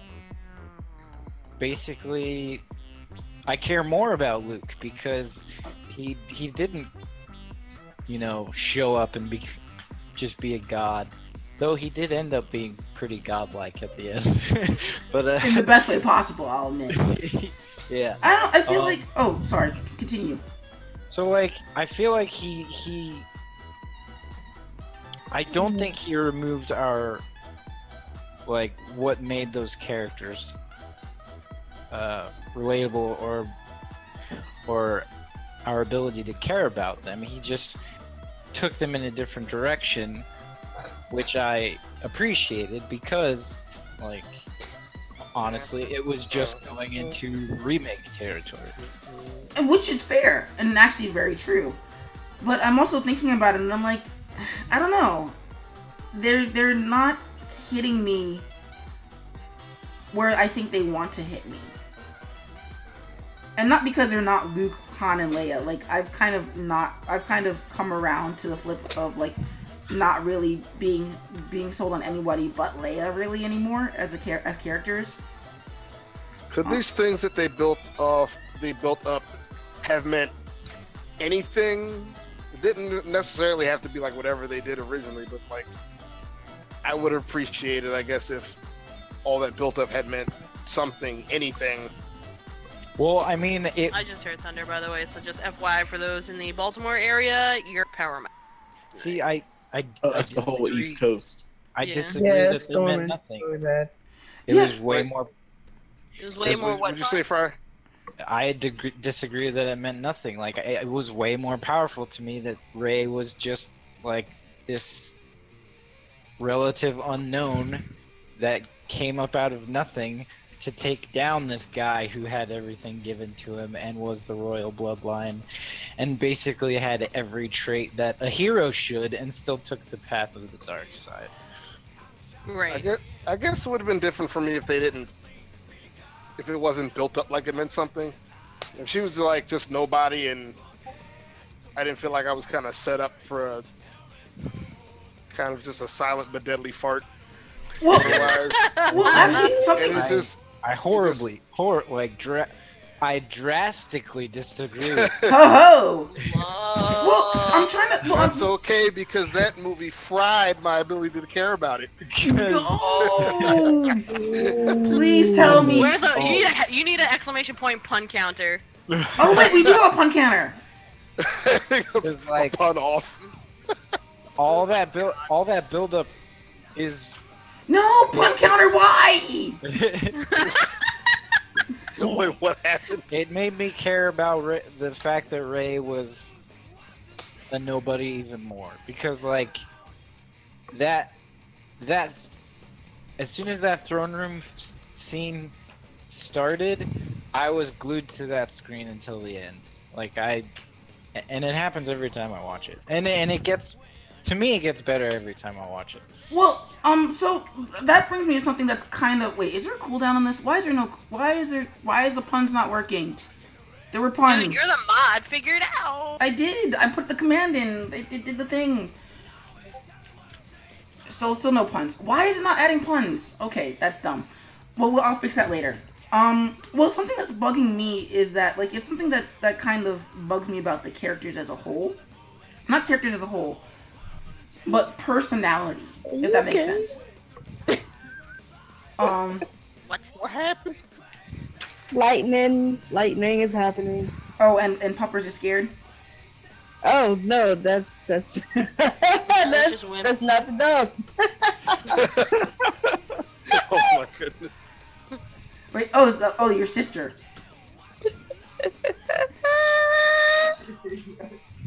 Glenn is laughing about And the something dog, that is too. unattached, but it's still funny to hear him just burst out laughing at the same time we did. Lol. Well, something that's starting to bug me about Last Jedi is I care about the character's purpose, but on a personality level, I don't feel like I care about them as much as I do the Marvel characters, and not like the Marvel characters as in not the properties that the Marvel characters are based off of, but their particular interpretations, like Chris Hemsworth's earnest goofiness as Thor, Robert Downey Jr.'s "Oh my God, can I be done with everything because you guys are all so dumb," as Robert Downey Jr. in Yeah. real life. His portrayal of himself. Whereas, and I think this is kind of a flaw of Star Wars itself, more so than just any actor or director combo. Like I call it blasphemy. Star Wars has no flaws. Say again? Star Wars has no flaws. Not so much. He's an Uber fan. He done. Not so much that In every way. not so much that they have no flaws, but that most characters are their roles, and their personalities are basically derived from their role in the story. If that makes sense. Like, Luke kind of just, like, up and leaves home because Obi-Wan told him to. I mean, yes, his parental figures die to make that possible, but he also doesn't really feel like, he also doesn't feel like, oh, I have to add the puns manually. Fry, why didn't you tell me this? Why the hell would I be doing? Right. Probably because it's the same way as How would he know? Is it the same way Why as is adding that his deaths? responsibility? It's not his responsibility at all. I just want to blame somebody else. Yeah. Is it the same way as adding deaths? I think yeah, but I don't know how. I don't know why it's not working. It So. fried my brain. I hate you all. Nope, it didn't work. But So that's just a counter, or is that a? it's supposed to be a counter. Oh. I just don't know how the counters work, so I will bug Fry about it later. Like, I don't know. It's weird because when I think about the character moments between characters, like for me, the character moment I love the most is Rey and Finn trying to figure out how the Millennium Falcon works, and how like excited they are about like piloting the Millennium Falcon. And for me, that moment sticks out more so than pretty much every moment. Now, granted, I haven't seen either movie in a while, so going back and rewatching it might change my mind. Yeah, I don't think they were too excited. I think they were just being shot at. Well, no, but like when they're piloting it and they have to pull off these awesome trick shots and yada yada yada. Okay, I know what you're talking about. The part where I they're, can't pilot this doing thing, cool proceeds to stuff. pilot the hell out of it. Like up, left, right. Or Finn's moments with BB-8 and Han, where he does a thumbs up and BB-8 flings him the thumbs up back. I love that part. It kill everybody, leave BB-8 alive. Or when they're on Starkiller Base and Han's asking Finn what his plan is. In fact, actually, Han grilling Finn on Extra everything. Death Star. Well, like Han grilling Finn on everything is just like comedy gold to me. Where it's just like, yeah, Mr. Big Deal, where Han absolutely has Finn figured out, and Finn's just like, please don't spoil this for me in front of Rey. Or like when he's just like, that's not how the Force works. That's not how any of this works. Oh my God, you're gonna get us killed to impress a girl. Why did I sign up for this? And I think that's part of the reason why the droids are my favorite parts of basically the new Star Wars movies. Like where he's like, I'm with you too, Jin. I'm not actually with you. Cashin made me say that. I'm still with you though. Or when she accidentally murders a droid that looks just like him, and he's just like, Did you know that wasn't me? Or the part where he's got like the grenade, and the grenade literally represents the amount of fudges that he has to give. I have this one fudge to give. Tosses over his shoulder, and now I have none. So I don't know. It feels to me like a lot of this, like the moment, like Star Wars, their moments are their characters. Well, not the characters, but the characters' personalities are basically baked into their role in the story. And without it, not without it, but it doesn't hit me as much as I would like it to hit me. The way that, like, say, Tom Holland's Spider-Man is different from Tobey Maguire's, or everything about Chris Evans as Captain America, yada yada yada. If that makes sense? Totally. Sure. Yeah, I'm not. Okay. I'm gonna say no. Like basically the Marvel characters, and by Marvel characters I mean the movie characters, not the properties as a whole. They have more personality, and I care more about what happens to them. I agree. They have more personality. Like, I care about why Rey has to save the I mean, galaxy. I guess Luke would be. His personality would be whiny. At least at first. And I think that's why, like, Luke is hitting us so hard in Last Jedi, because he's actually grown a personality as a result of, like, having completed his arc and now having to figure out what to do with the rest of his life. Yeah. Uh-oh. Lady B's like, guys, you want to hear a joke about ghosts? Oh no. It's good. Let's go. Let's hear it. Hit me. So while it's being set up in the chat, let's run this thought experiment about the Star Wars characters, or why we feel the way we do about these two movies. Because I do think it's like Fry said, it's like comparing the Nintendo consoles to or rather the successful Nintendo consoles of the last three generations to their Microsoft and Sony counterparts, where it's like it's not really fair to make a comparison, but we kind of have to. The Star Wars characters have always been archetypes more so than personalities. Mm-hmm. Oh, God. Oh. Wow, that hurt. Wow. That's For those watching this on YouTube, for those watching it on That gets the YouTube, fun police. for those watching this on YouTube tomorrow, the joke is, you guys want to hear about a joke about ghosts? That's the spirit. Do you get it? Oh, Get a pun citation, Lady B. Yeah, That was the joke. I said one another one. Oh you God. sure it's not like a felony? Nah, it's her first offense. She only gets a citation. Okay. We're so fine. lucky Gabe's isn't here for this. Oh yeah, Gabe's is like, whatchamacallit. Pun Oh, master God. thief. You want to hear a joke about paper? He's a fugitive. He's a pun fugitive at this point. He's a repeat offender.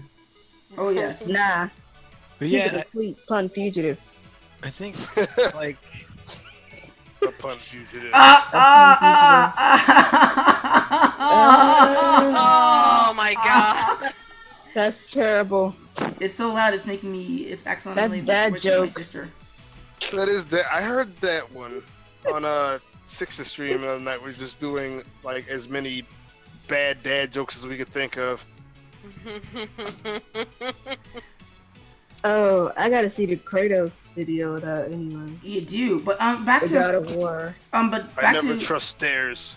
They're always up to something. I was watching that the other day. Ah, um, bans herself. it's like, you can't ban me. I quit. She's still bans herself. So Alright. Fry, you were talking about the Star Wars characters as archetypes. well, I feel like the Star Wars characters' personalities, at least in the originals, kind of were like a combination of the archetype and the actor. Oh, absolutely. Like when Leia comforts Luke over Obi-Wan's death, and I'm like, wait. She lost her planet. She lost more than you will ever know, you whiny little fudge boy. Yeah, lol. But Carrie Fisher and Mark Hamill sell it. Yeah. I mean, it's also part of the reason why I don't really like Han Solo as a character, because I'm like, wow, he kind of sucks at his life. Well- the only cool thing about him is that he's played by Harrison Ford. Well, I mean, Han Solo was a good character until Force Awakens, where his arc Ends. reverted back to him being a scoundrel. I thought you were gonna say until this movie coming out. Because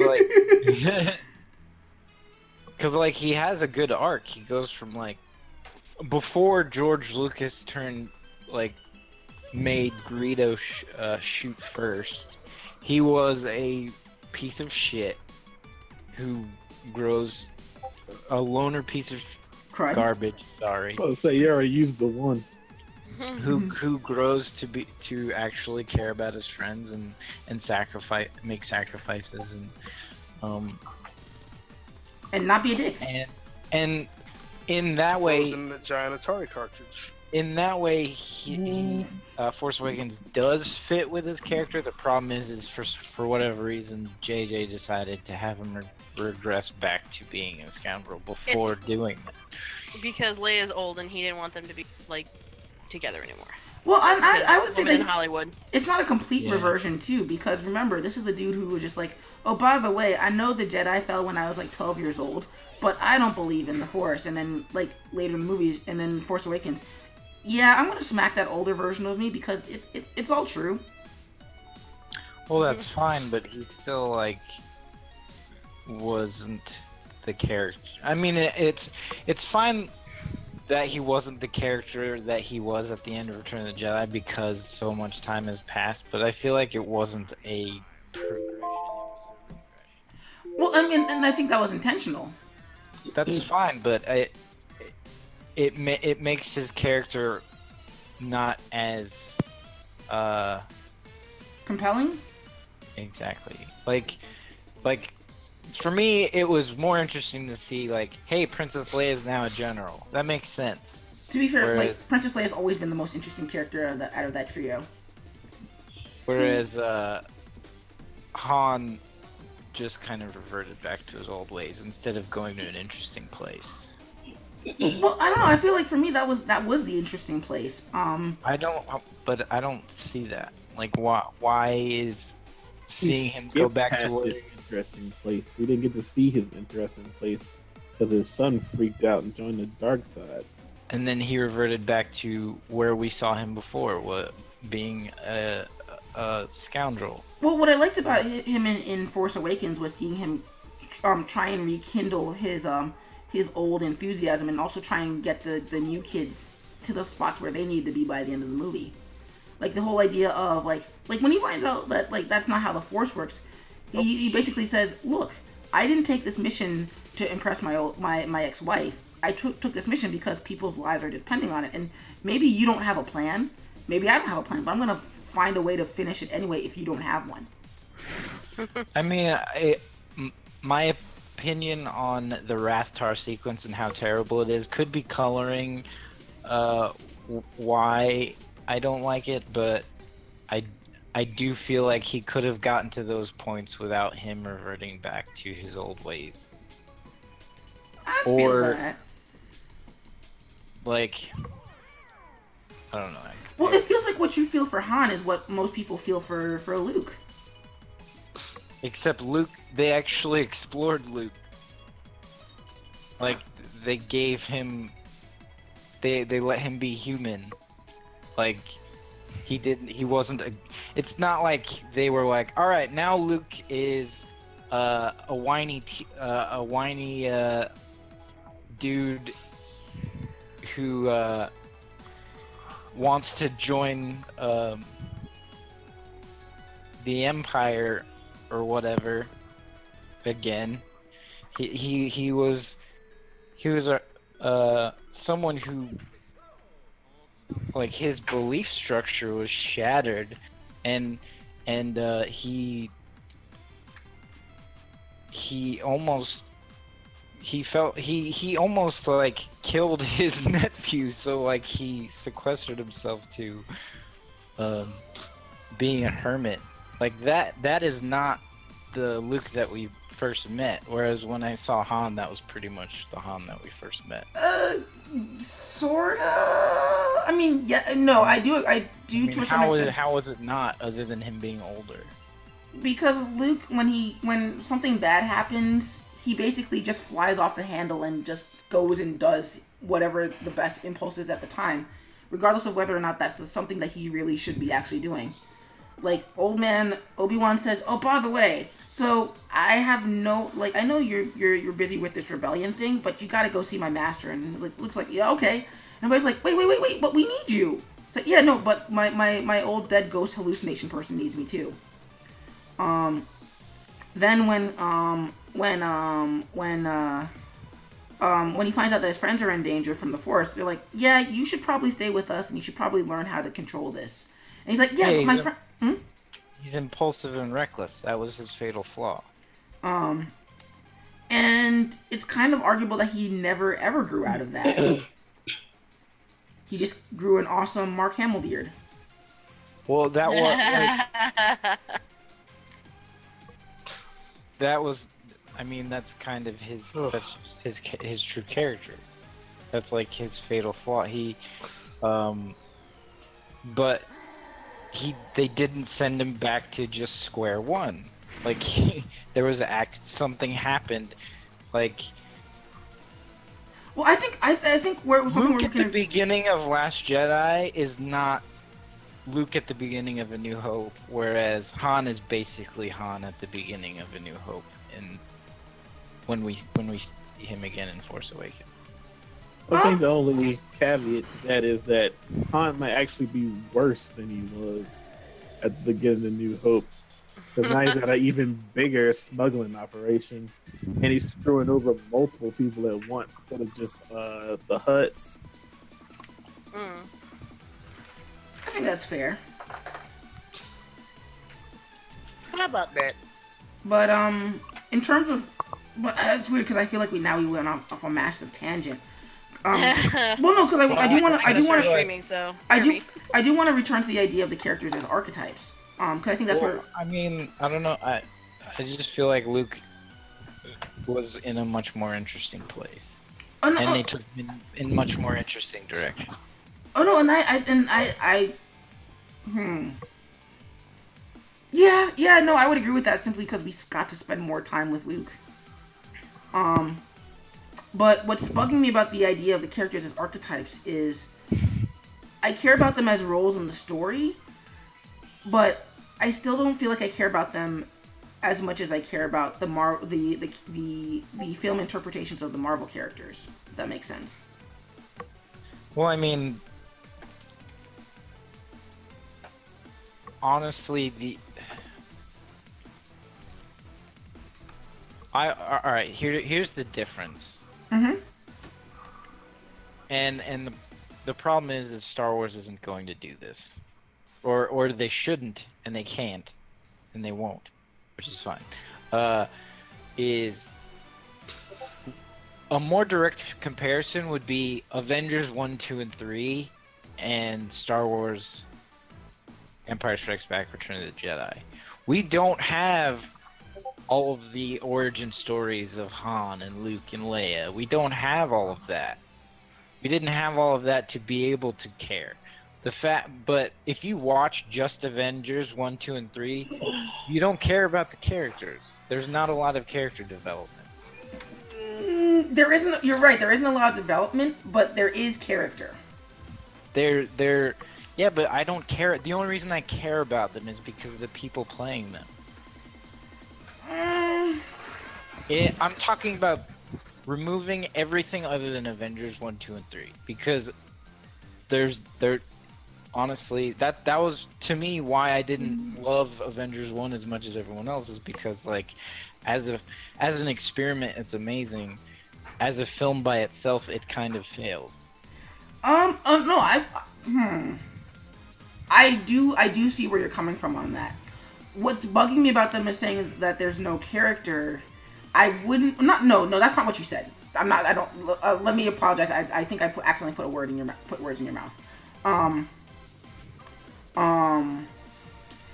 What's bugging me about what I like about Avengers is that of personalities of characters, you're right that they are a little bit thin, but there is character in each of the characters.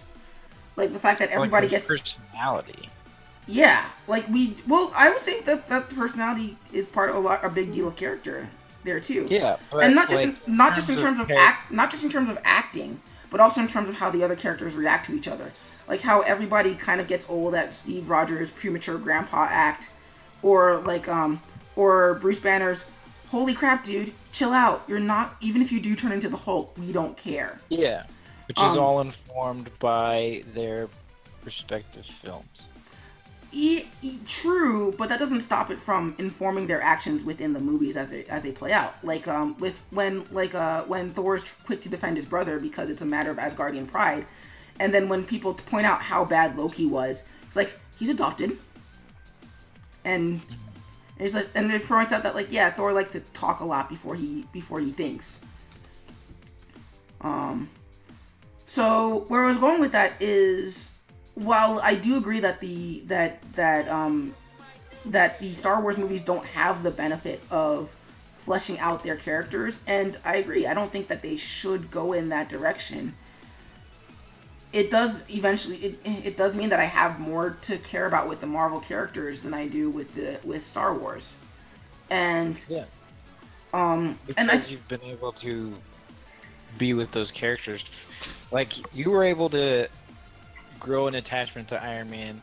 Aside from being just a Marvel fan in general, you were able to grow an attachment to Iron Man over the course of 6 movies. Ish. 10 years. Let's put it there. Whereas, like with Luke, I think 7. There's a bunch of movies. but with Iron Man, it's been 10 years. With Luke Skywalker, because Luke Skywalker literally came and went before I was born, it was about a year. Yeah, it was like we're talking about 10 years worth of movies, not like the movie has been out for 10 years. Yeah, no, but that's what I'm saying is that like with Luke Skywalker, like I didn't watch Episode 1, then Episode 2 when it came out. Not Episode 1, Episode 4 then when it came out, then Episode 5 when it came out, then Episode 6. Like as a kid, I binged them all in the span of a year at most. Yeah. And that was and on top of that, was you spent 3 movies with Luke in an ensemble, and not 6 movies or 7 movies with a ton of just Iron Man, plus Iron Man in an ensemble, plus Iron Man as cameos, plus like, I don't know. There's way more. So then, where I want to go with this is, so then how does this impact how we all feel about Last Jedi? Well, it doesn't impact how I feel about Last Jedi. I mean, we did just go through, like, before we got to this discussion, we did just go through like 30 minutes of basically saying that like it didn't hit us as much as hard as it wanted to hit us. Not by us. I don't mean like consensus us. I mean like, you know, the individuals, like you know what I mean. I'm not speaking for everybody when I say us. We are Nerd Venom. Speaking of Venom, no. I don't want to speak about Venom. Are we talking about how Last Jedi affected us, or how Infinity War affected us? Wait, say again, Doombot? I forgot it. Well, Lord, I've forgotten. Because the idea was the original crux of this, before Lady Bonigar distracted me with the Fresh Prince dance, was that like that Last Jedi and Infinity War as part twos of a trilogy, not trilogy, but part 2 Darkest Hour movies want us to feel the same thing, and we're conflicted as to whether or not they succeeded. Right. Well, in my on my side of things. By the way, thanks, Dean. Dean wished me happy belated birthday. Oh yes. Oh, happy belated birthday. Yes, as well. It was funny. Infinity War didn't hit me as hard as Last Jedi did because I knew what was going to happen in Infinity War. Last Jedi, I had no idea what was happening about halfway through the movie. It was just surprise after surprise after surprise. Well spoken. I mean, Wow. Well, I mean, both of the movies affected me. I'm not in the camp of like one affected me and one didn't, but what happened was it's harder for me to remove myself from Infinity War because I was there, like I worked on it. So it's kind of a weird thing. Oh, sorry, Dean. Apparently my mic did not update. Because also for me the argument of, well, I know what happens. Like, I don't know, I feel like I could also apply that to Last Jedi. Like, they're not gonna kill... Well, maybe they kill Poe. I'd be surprised if they did. Maybe they kill Rey. I'd be super surprised if they did. Maybe they kill Finn. I might not be quite as surprised because, I'm sorry, he's black and he's expendable. Especially now that he's not gonna be a Jedi. Lol. So I don't know that But the idea... you know of... which I hope he is, because, oh my god, I really do need... I need a black Jedi who doesn't get tossed out a window. I need a black Jedi who doesn't get tossed out a window. I don't know, the idea that, like, it all turns out well in the end, I don't know, that doesn't hit me as hard, that doesn't really hit me because... Oh, it does, but it doesn't hit me because I'm like, all stories kind of lead towards some sort of resolution. It's why I don't get I didn't get the backlash for Infinity War ending the way it did, where everybody's like, you didn't resolve anything, and I'm like, yes, because this is part 1 of 2. They'll get to it. You just have to wait. You babies. It's like you just gotta chill. Take a chill pill. My gosh, didn't you look it up on the internet? There's gonna be another one. No, it's... Well, even not knowing that there was going to be another one, I didn't really get the backlash of it. I was like, yes, because really they're going to... sorry. They're really going to leave it there. Yeah, like, even not knowing... Not having it confirmed by the internet, it'd be pretty silly to come out of that movie and think, well, that's the end. Right. But I also felt that way about Last Jedi, too. Where I'm like, oh, yeah, they'll totally find a way to recruit, like, an entire army by the end of the next one. It's like, wait, but they're one militia on a ship. Yeah, you know how movies work? I think some people just go to see movies, but I'm going to put my filthy casual opinion away for the rest of the night. Oh, and there's the other rub, is just us as film peoples. Dumb people. Yeah, they're just dumb people. Well, no, us as like us, like cause, yeah, almost. I think everybody in the co-host group basically has their degree in film in some way, shape, or form, or at least the creation of commercial media. Yeah. I do. I would say I do. It's Whimsy, yes, it's close enough. Whimsy's still here. It's close enough. Oh snap! And I just realized this belongs in the background layer. But I don't know. I feel like that like as film goers, as a culture, we don't really know how to enjoy movies anymore, or understand or process movies anymore. Like, yes, we can go in and we can turn our brains off and all that jazz, but I feel like sometimes how much we turn our brains off goes a little too far. So it becomes, you didn't explain who Snoke was before you killed him. Then maybe that's not important. That means he doesn't count. Or when we say infinity, so wait, when Thanos kills half the universe, does that mean, like, do dogs and cats die too? I'm pretty sure that's not important. Also, magic, space, Dragon Ball, Chaos Emeralds. By the way, Dean is on time for the 3rd time, which is for him. Thanks, Dean. Would it be? Or I mean, heck, even Thanos' plan, which makes no sense. It's like if you can kill half the universe, why don't you just wish it so that we don't need like crap? You have the Infinity Gauntlet that makes you God. He's the Yeah. Mad Titan, not the Math Titan.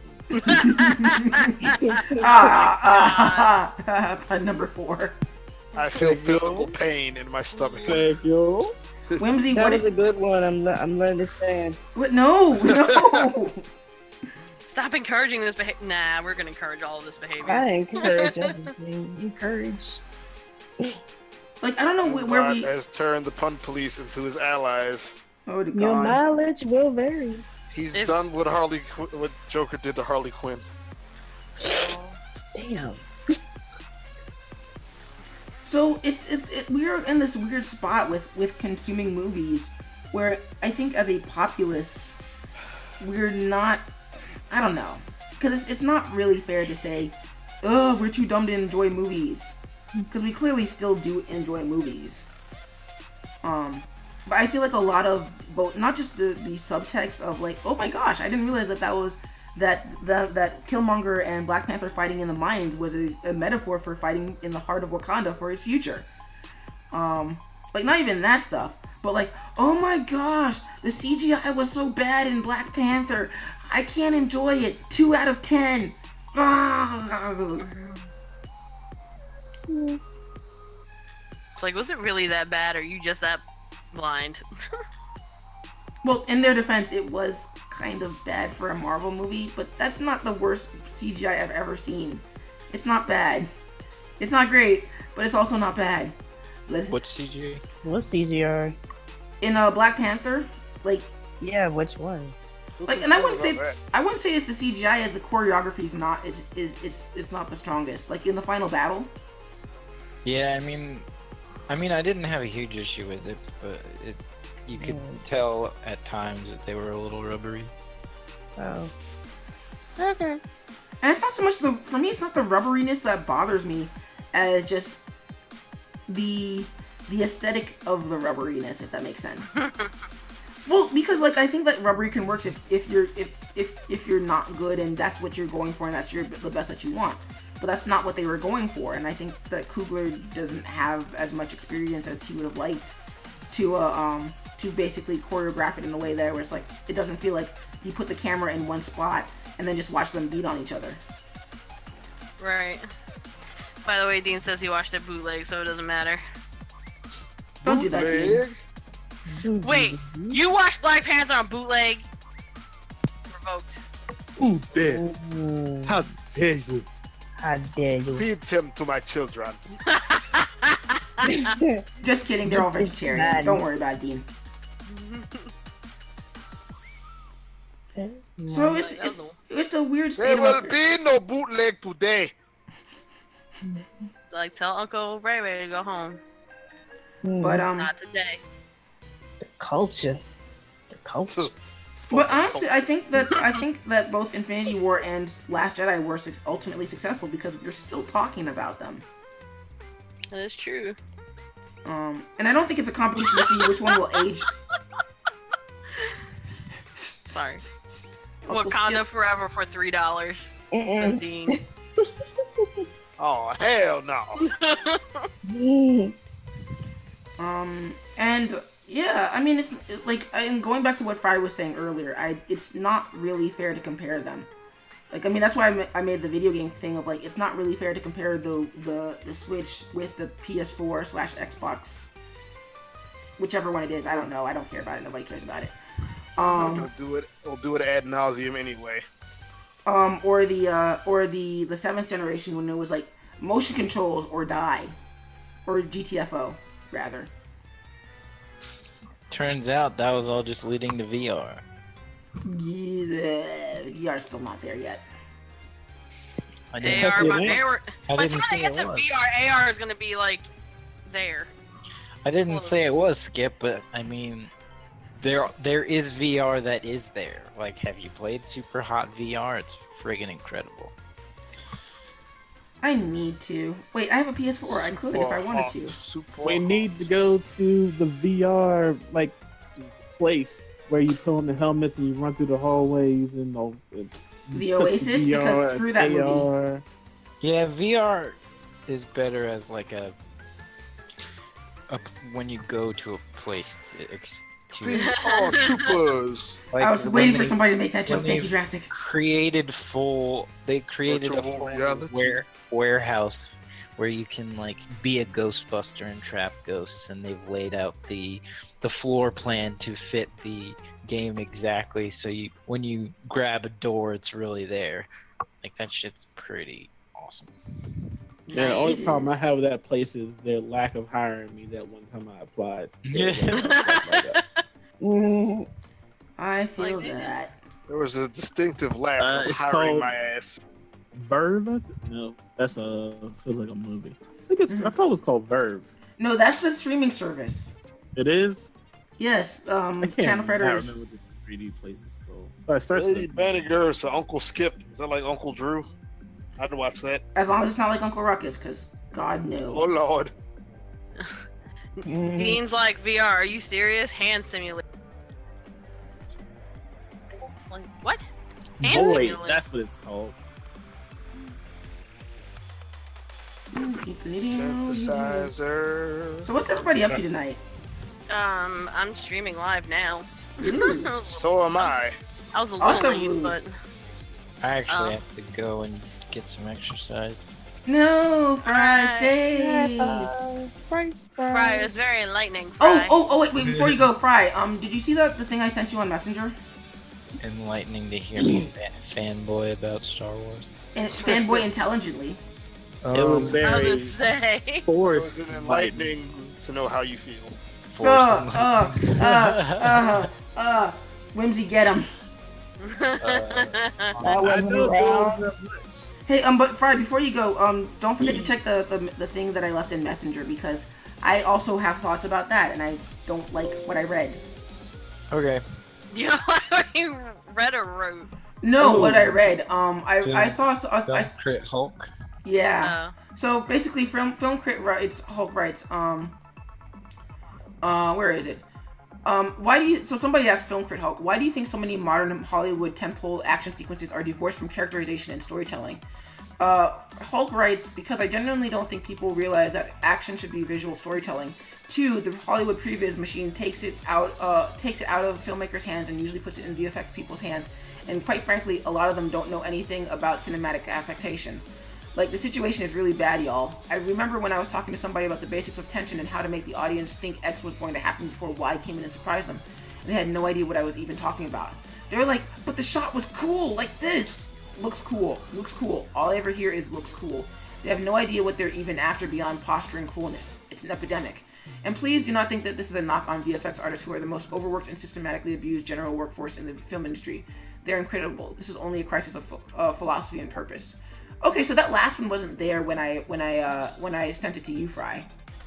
That sounds like the director's fault. It's the director's fault for not giving directions to the people. Also, whoever the DP is should be. Because on the one hand, I sort of get where he's coming from. On the other hand, we just spent an entire spoiler Twitch listening to Fry reminisce about how awesome it was to work on.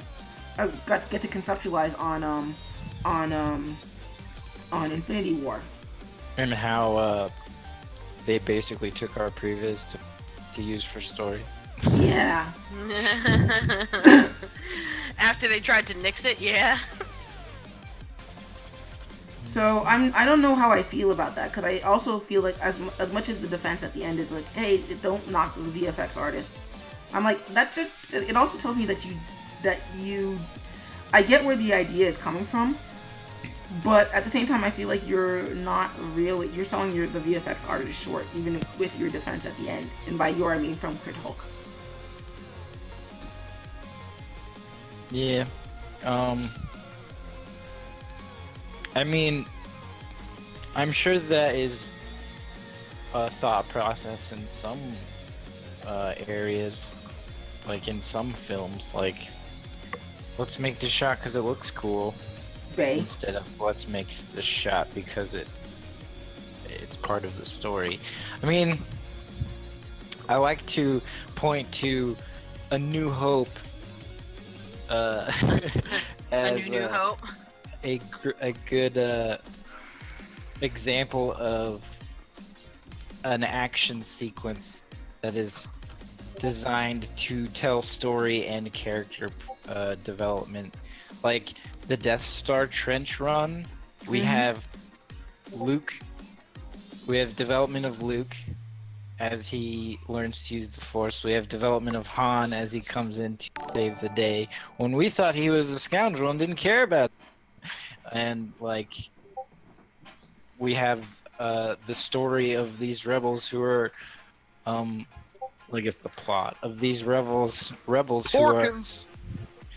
Oh god. who are trying to save the universe or Well, I the think- galaxy. And I think what he's going for is that in more with recent movies, less so than classic movies. Yeah, I'm just saying, like, that is a great example of it done well. Whereas, I mean, there are some movies that there's just action for action's sake. Well, like But- Superman versus Zod in Superman 2 and Superman Man of Steel.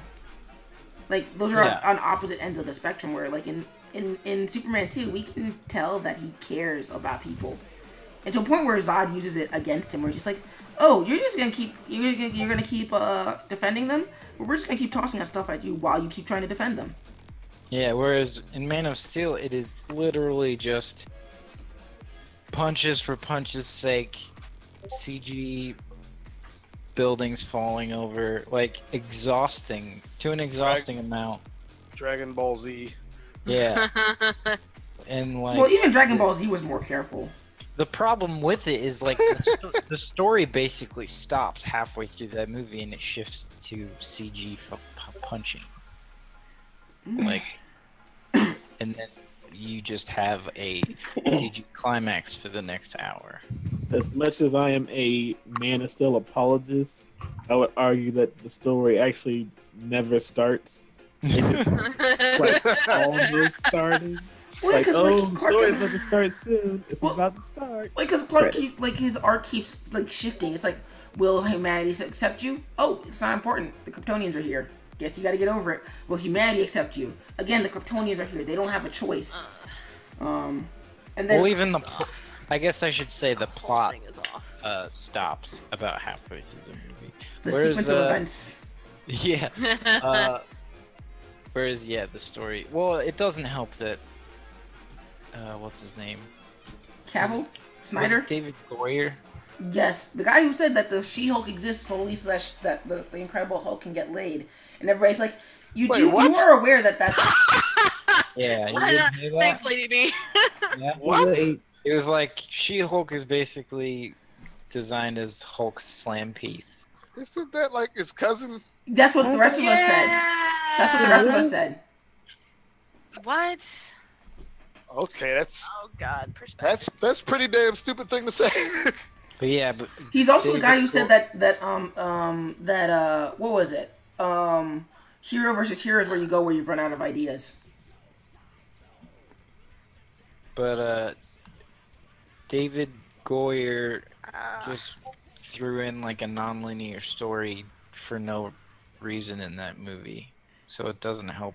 It doesn't help that the story at all. Yeah, if you guys want to really like, you guys should check out Folding Ideas videos on Man of Steel because Dan Olsen's really got some really good stuff on that. Folding ideas. I'll put a link in the chat. Yeah. Hold on, I have to save this as something. No, not as a tax return. This Ideas. is not my tax returns. Steel. Yeah, that's important. Don't put that on the screen. The T word. Yeah, I don't even want to do it. Yeah, I'll put that. So it's in the chat. Man of Steel. He's got a few essays on everything DC Murderverse. Yeah, when you guys get a chance, you should check that out. It's pretty cool. Yeah, I might have to superimpose what's her face over here because foreshortening is not happening tonight. Because the thing is that I get what Hulk is getting at, but I don't think that the problem is with the VisFX artists. I think that's with the directors. Oh, definitely. And I also think that that's also on us as audiences too. Where Like we're I mean, if the director if the director doesn't have a vision, fails. Like if you have an action scene that has no point, that kind of you're right. It's on the director. well, the reason why I say it's also on us as audiences is that we set the trend. So it's like, well, do we want somebody who's good, who's going to challenge the audience, who's going to make them feel things and make them think things and make them go, but you didn't give me what I wanted. Or It's like, I don't care about what you want. Or are we just gonna are we gonna get the guy who basically gives us empty calories every time, but he breaks in $1 billion? Michael Bay. Yeah, I mean, we exist in a world where people like to come home from work, don't want to think, and just want to see fancy explosions. Michael Bay playing with Transformer cars. Because I mean, as much as we debated Rian Johnston, we were kind of unanimous in, and if we weren't, then let me know, because I don't want to put words in people's mouths. But we were kind of unanimous that we weren't really massive fans of Force Awakens. But guess who they're getting to go back and do Star Wars 8, 9, yes. Yeah, 9. Yeah, I became a lot less interested. I mean, I wasn't super interested in 9 when Colin Trevorrow was directing either, because, like, sorry. Yes, fudge him to death. Fudge that dude. But or yeah, screw that dude. There's that too. That's a little less awkward. Not I a wish. fan of J.J. Abrams either. But he did make the last one where people were happy, unanimously happy. Yeah. Well, that was, we were high on nostalgia too. I'm even willing to admit that. Oh, we're still high on Say I nostalgia. love it. Yeah, I mean, I enjoy Force Awakens, but it's very much like by the numbers. But I mean, I think we sort of, when we talk about film criticism and also film and audience reaction, we kind of discount the role capitalism plays in these things. Like, these things have to make a return on their investment, and you can't. That means sometimes that you don't always get the experimental stuff. It's why, like, well, that's why it's good that we're getting these huge movies that are taking risks. Like, I would say that both Last Jedi and Infinity War are risky, and that's pretty. It's good to see when the huge blockbuster movies and big AAA games are usually because so much money's riding on it. So they're like, let's put out another one of these Transformer movies. Or let's just put out another Marvel movie. They'll watch it anyway. Yeah. Although I don't really know what else Disney would do. Aside from... Actually, Disney's entire thing has basically been, let's take something that's in theory safe and let's make a movie out of it. And we kind of think, oh yeah, how risky and progressive. And it's like, yeah, but The Little Mermaid was based on a children's fairy tale. Very, very disturbing children's fairy tale, depending on which version. I mean, most of the fairy tales Disney's stuff is based on are pretty disturbing. But I mean, it's also... I have the original Christian's versions, like a huge book of them. Well, it's also not a fair comparison to make either, because you can argue that, like, when Disney isn't coasting on IPs that are pre-existing, then they're coasting on their own reputation. Yeah. Or there's always some way to make it feel safe. Like, oh wow, they're doing a movie about Pacific Islander people. Yes, but the plot is basically cookie cutter white hero narrative. Oh, and by the way, they cast all the famous people. It's starring The Rock. The music's by the guy who made the theater play that you like. And oh, by the way, that guy from that one New Zealand show that you like is in it. Peter Pan. Not a celebrity. No. And she led the film. Yeah, but you have to admit the big selling point is, look, it's Dwayne Johnson. But if, like, Dwayne Johnson was stuck in a donut factory for 10 years. I mean, that movie does a lot for a lot of people, so I'm not gonna sit here and trash it. So. Well, no, but my argument was I was Like, making. The point I was trying to make was that like any argument that Disney is taking risks, you could also argue that they're also being as safe as possible at the same time.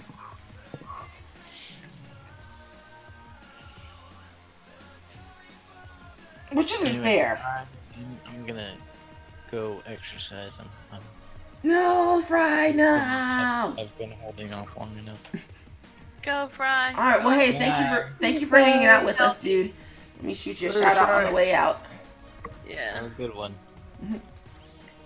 Bye, Fry. Be safe. Bye, Well, Fry. it's not thunderstorming where he is. I meant from, General uns- friendliness. unsavory bowls.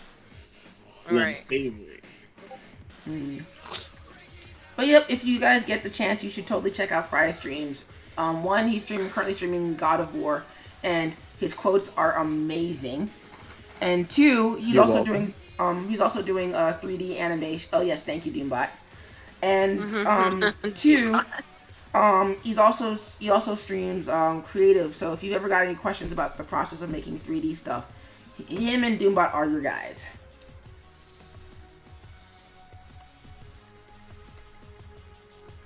Nice. So wait, did that just like kill the entire conversation? I guess A so. little bit. I had a Whoa, Lady Facebook B! before. Welcome to the skip stream. Oh, hey, Lady B, what's up? Hey, what's up?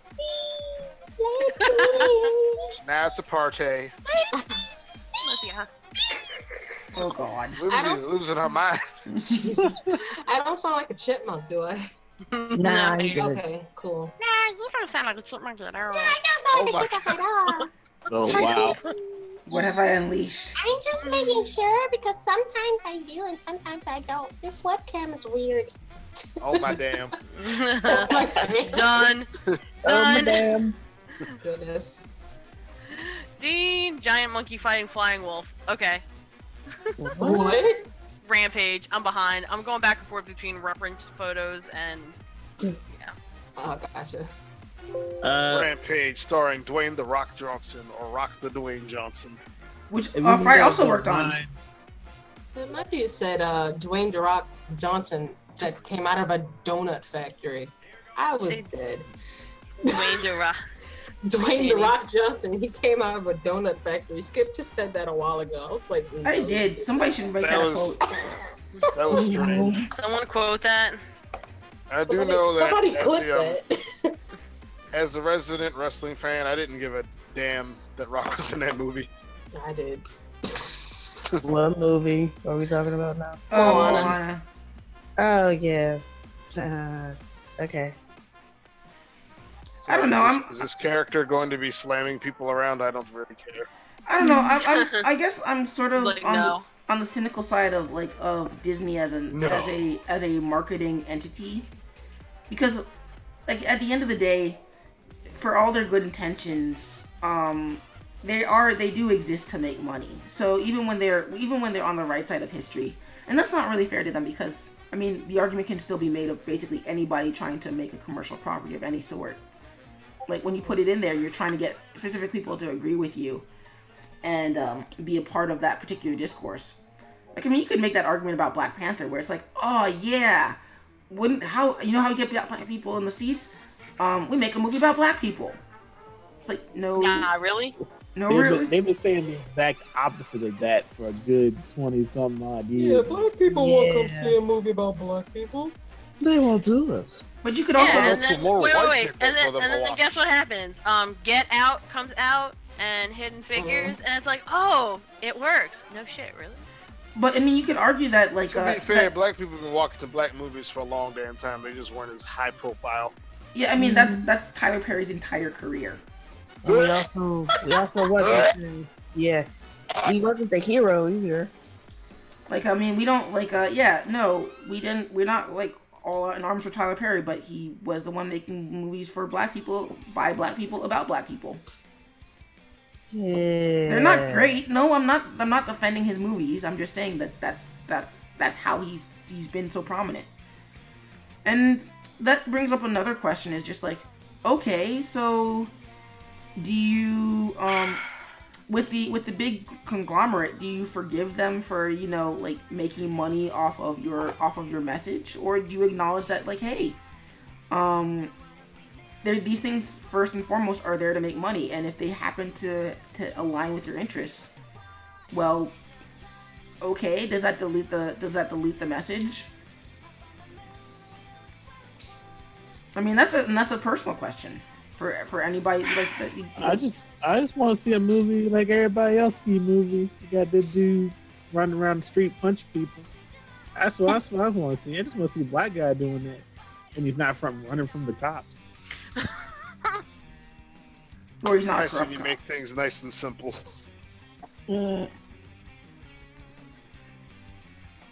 So yeah, that's kind of where I was going with the whole Moana thing and everything being sort of like, even when Disney's taking risks, they're also playing it safe. And sometimes they're not the good guys either. Like when they tried to trademark the Day of the Dead for Coco, which Coco was amazing, by the way. But yeah, it's weird. Sorry, I didn't comment because I didn't see it and I'm animating and he's changed. I was gonna say, Ninja Dean says Tyler Perry's Diary of a Mad Black Woman was my Steve. What? You need to go in my like. He didn't say his steez, did he? He didn't say his steez. Yes, he did. STEEZ. He just gentrifying the hell out of our old ass terms. What? I don't even know what a steez is. I can't even right now. Look up an old song that came out in like 1990 something. You know my steez. I will do that after the stream ends. Or maybe look at Stilo by 702. If you know who any of these people are. If we know who any of these people. If you know this person. This is why it's frustrating to be black sometimes. Like, remember this classic jam? No. You don't have any black friends? Aww. They didn't know about 702? Wait, you know about black? You know these things, No? yes? 702 is my joint. I know, right? See, Whimsy got my back, goddammit. I got you, bro. You have to remember I you're know Whimsy knows also... 702. I know she knows Escape. I know Oh, cool. Oh, yes. I know Escape. I know SWV. I know. I remember SWV. Oh, yeah, sisters, I love it. Sisters with voices. I love Mm. SWV. Lately, D. there seems to be something security. I'm sorry. You have nothing to apologize for. I can't hear that song and not hear "Be Right There." Like, I can't not hear the Michael Jackson remix. I just can't. Oh no. Dean says I can't say big boy words because they won't come up. I think also Drastic, I think you're one of the oldest in this stream, which is probably I have no doubt.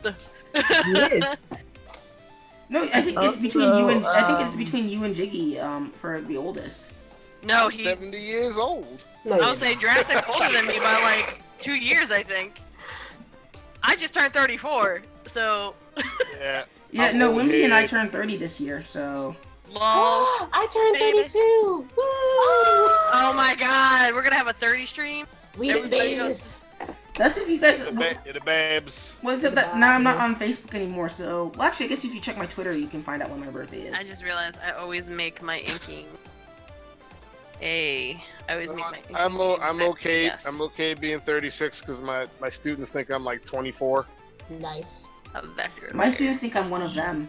It never ceases to amuse me. I had a coworker think I was one of the students and yell at me. Mine did too. It was like, I think it's first of different all- for me because like I'm not a small guy. I don't know. I don't know how they arrived at that age. I'm like, yeah, sure, why not? You're 24, Mr. Krabs. You're 24.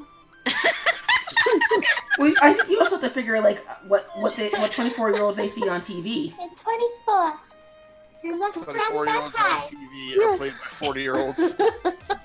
I mean, oh my god! Like you have I literally had a student tell me like she wanted a high five. I was like, I already gave you a high five. Like, no, that was a fist bump, Mr. Chris. You're like, 25. You know the difference. What? Black on crack. Let's go. I'm how old? Sure, why not? You're 25, Mr. Chris. Dang. 25. Seriously. Can't you remember your age? You was old as my brother. Yeah. I'm like, I don't think I'm. You're with the dinosaurs, Mr. Chris. You're so old. You're 25. Like, that's old? That's okay. I'll take it. You tell them like you're anything over 30 and their drawers fall on the floor. Like, no way! You still have your teeth. What do you mean? I told little girls like, yeah, the dude that played Black Panther Chadwick Boseman, he's 40. No, he's not. No, he's not. I was like, Google it. Fine. All right, I'm gonna get him out. I'm gonna Google. Ugh. Oh, that was speaking of which, that was something that blew my mind. So you know how like in Suicide Squad, Jared Leto's playing a 20-something to 30-something-year-old Joker. Yeah, I know Jared Leto's old. Well, like I'm getting there. Well, whereas like Ben Affleck is playing like old man Batman. Mm-hmm. Jared Leto is 1 year older than Ben Affleck. And Jared Leto lives the rock star life, just FYI. So. I guess the makeup didn't hurt. For both I of mean, them. I'm just saying. Neither the Shade. acting choice. So Wow. much shade. All of the shade. Ring the bell of shade. Shade. Like Shade. Shade. There is shade here. Shade. I've been meaning to buy a town crier bell just to ring it and follow someone around with shade. Shade. I would totally start yelling, "Bring out your dead!" I'm not dead. Bring out your lame. I'm not lame. Wait. What? What? Here go drastic. So what you gonna do? You want a shade? Get the bell. Get the bell. Get the bell. Lol. I messed up. It sounded it. so much better in my head. Like you gonna get a whooping. Boy, get my bell. Get my bell. Put some shade on you, boy. Go get my bell. Now I already done told you once. Now go get my bell. Boy, I Get told you my go get my bell. I want you to go Get my bell. I outside. know that much. I want you to go outside, get me a bell. And don't be trying to be slick. Give me a bell. I don't want no tiny Boy, bell. say get the bell. Thing. I want big bell. There we Something go. else. Go get my bell right now. You get the wrong bell, I'm gonna whoop your goddamn ass. Go get the other bell. What is this conversation? So everybody has an uncle that sound like that, or is it just me? Nope, everybody's got my sounds like that. Boy, Actually- you know what I'm talking about. You know what I'm talking about, boy. You know Actually, something else. Go get my bell, boy. None of my uncles are that old yet, so they all sound. So that's my grandpa, but well, actually before he passed away. But yeah, None of mine were like that. Several of mine are like that. Side note, while my anger is still at the surface, did anybody see or has seen pictures of Starfire from live action Teen Titans? We will not talk about that hot mess right now. There's a live action Teen Titans. yes. No. Color me disinterested. I was No. looking up pictures today to see if they had released some, and I saw the onset pictures of Starfire, and I don't have a heart anymore because it died. I've been burned by I've been burned by Apocalypse, but I still stand by. Wait until a trailer hits. It wasn't as Ivan Ooze as we thought it was going to be. No. It still sucked. I'm going to Google this now because this will. I mean, This if sounds funny to if me. you want to have hope in your heart, then I would not Google it. Oh no, I'm not going to see a Teen Titans movie any damn way. Let me see this. Oh no, this is No. Oh God, you're gonna He's come gonna back. do it anyway. He's gonna come here looking like a. But, yes, no. Dean, I will cheat when I draw, especially when I'm drawing. my thing is just like I don't. It's not so much the heck was that? Oh my god. What the fudge was that? You saw Starfire picture, didn't you? Okay. All right. What? I I would can't even, pay like, money draw- to. I can't draw through. I'm sorry. I wish I could go back in time and record that because I would pay money just to have that. Every time Drastic says anything. I have a neighbor that looks like that. Oh, Dean says your laugh was adorable. Yes, I am the cute. Total cute today. I sing the girls like that almost every day. So He's like Michael Jackson. He's like Michael Jackson cute. Lol. But yeah, no, I'm not gonna die mad about it until I see a trailer and then I know for a fact that it's bad. If it turns out and to then be, you're gonna get mad at clouds like you usually do. oh yeah, Okay. We're gonna meet back sure here we're in a not couple of months, and we're interrupting going to Status quo. We're gonna fry this movie. we're going to wax idiotic about it. oh no, for it's 19 hours. it's not gonna be a movie. It's gonna be a TV series. It's gonna be so poetic. Is that going to be safe from the intellectual dissection? It's No. probably gonna be on a CW anyway. Drastic, is anything It's ever gonna be on, safe for my pedantic discussions? Is anything ever really safe? So yes, found something to be annoyed about. It was TNT, and now I think they're moving straight to the DC TV verse? streaming service. Oh, Yeah. ew. And I guess I won't catch it anyway. Oh, the Yeah. CWC thing. Oh no, they're making their own Netflix like Disney is, I think. Oh. Huh. I might try it out if I'm bored enough. But Which I usually am. on that note, I'm gonna do the rest of the text on my own time, mostly because I can't do the text while I'm talking to everybody or listening to everybody. So I'm actually gonna call it a night here. So let me put on the end screen, and while everybody gets their promos ready. Promos? Yeah, you gotta do your promos. So we're gonna go down. So we're gonna start with Drastic because Drastic pretty much always has his promo ready to go. Drastic, who are you, and where can people find you? Act like I write this stuff down. I don't care. You usually improv it pretty good too. Oh, snap. Oh, snap. Well, I already threw out the shout out, so you gotta go first, Drastic. Oh, snap. Okay. Lol.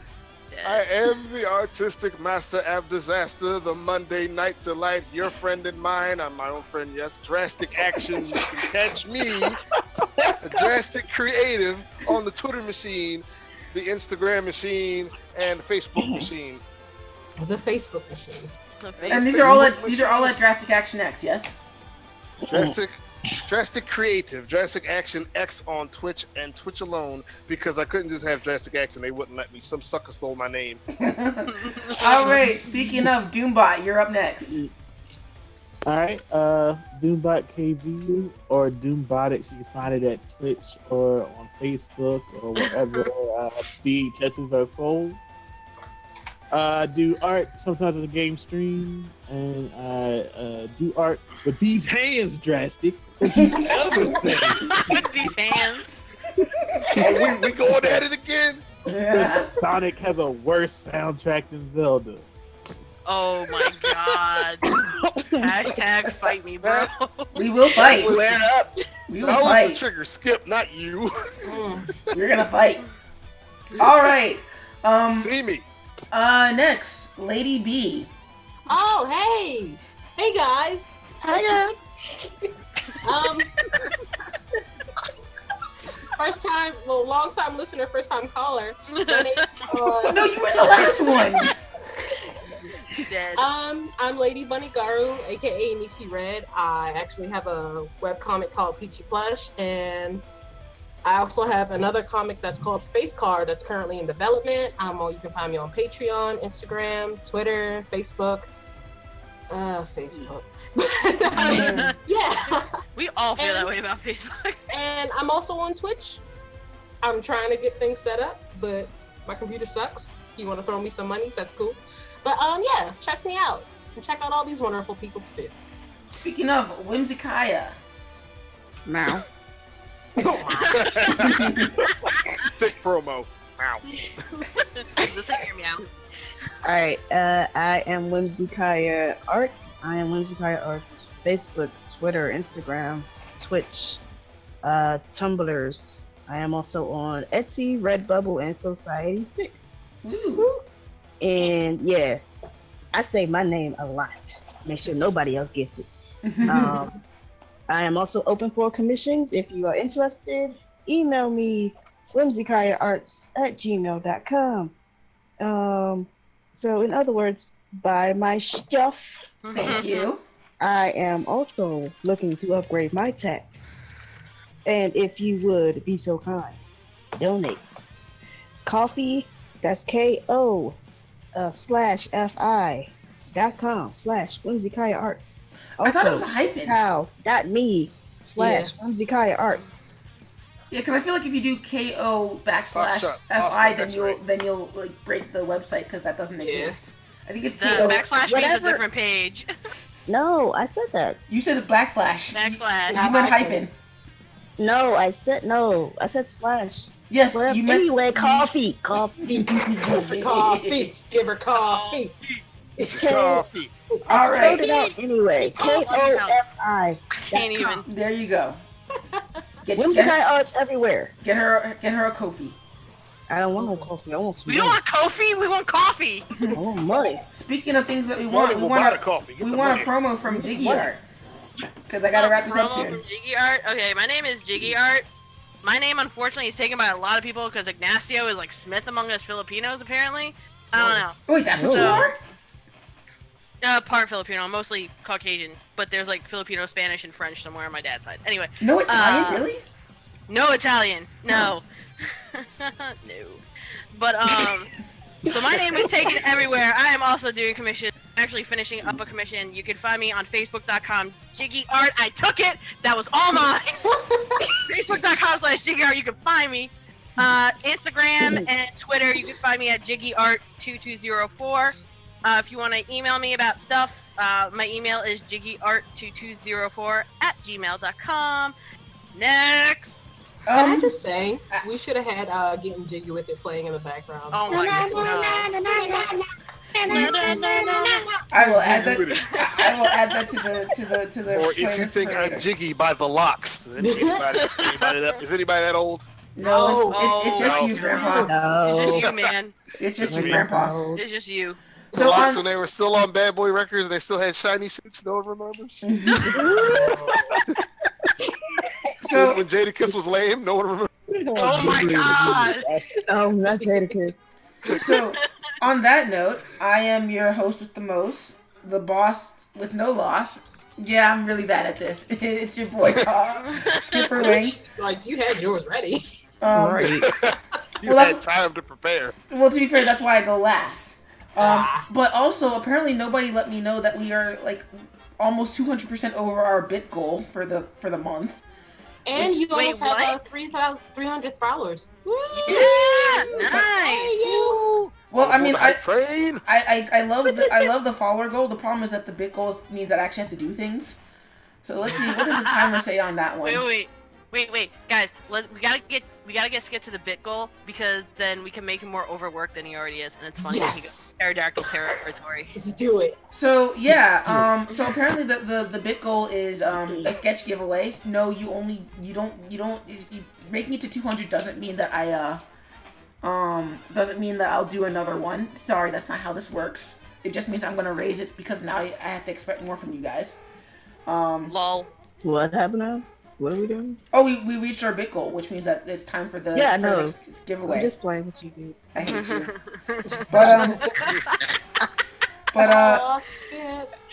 I just noticed that on your screen, when a chest pops up, I can get money from that. Yes. I've been seeing it, but I've never clicked it before. Oh wow. In your defense, I'm There's really. money in that. There's money. Oh my god. Wait, I got bits? Oh my god. Yippee. Thanks, guys. Yeah. Sorry. He's trying to end it. Sorry. Yeah. Alright. Also, I gotta figure out what did I do with the poll? Because there's a poll that I also have to we started up that I forgot to close out. Anyway, I'll close it out later, I guess. Anywho, so yeah, next Wednesday. So not next Wednesday because that's dumb. this Wednesday I will not be going to my regular drinking jaw because getting my car fixed basically wiped out all the spare money I had for this paycheck season. So we will be streaming on Wednesday, and we will be doing our sketch giveaway. So yeah, be there or be square. Shut up. Yeah, be trapezoid. I love how anytime somebody says that actually makes them the square. And yeah, that's what we're going to be up to. Also, be on the lookout. I will be launching my Redbubble and Patreon starting next week. So give me monies and I will make you comics and cartoons and things. So yeah, Seriously. Your money. all the that monies. you got. All the Working it on money. over. Give me the cash. Profits will get shot. Give me the loot. Give me the loot. But on that note, Give me the loot. Dean's been laughing for 10 minutes. But on that note, if Drastic and Jiggy are still streaming, obviously their streams will not be ending when I close my stream. I'm just closing out my stream by itself. But yeah, quick courtesy of Drastic for this, so you can thank him. Skip's gonna dip, and I'll catch you on the flip. Bye. Deuces.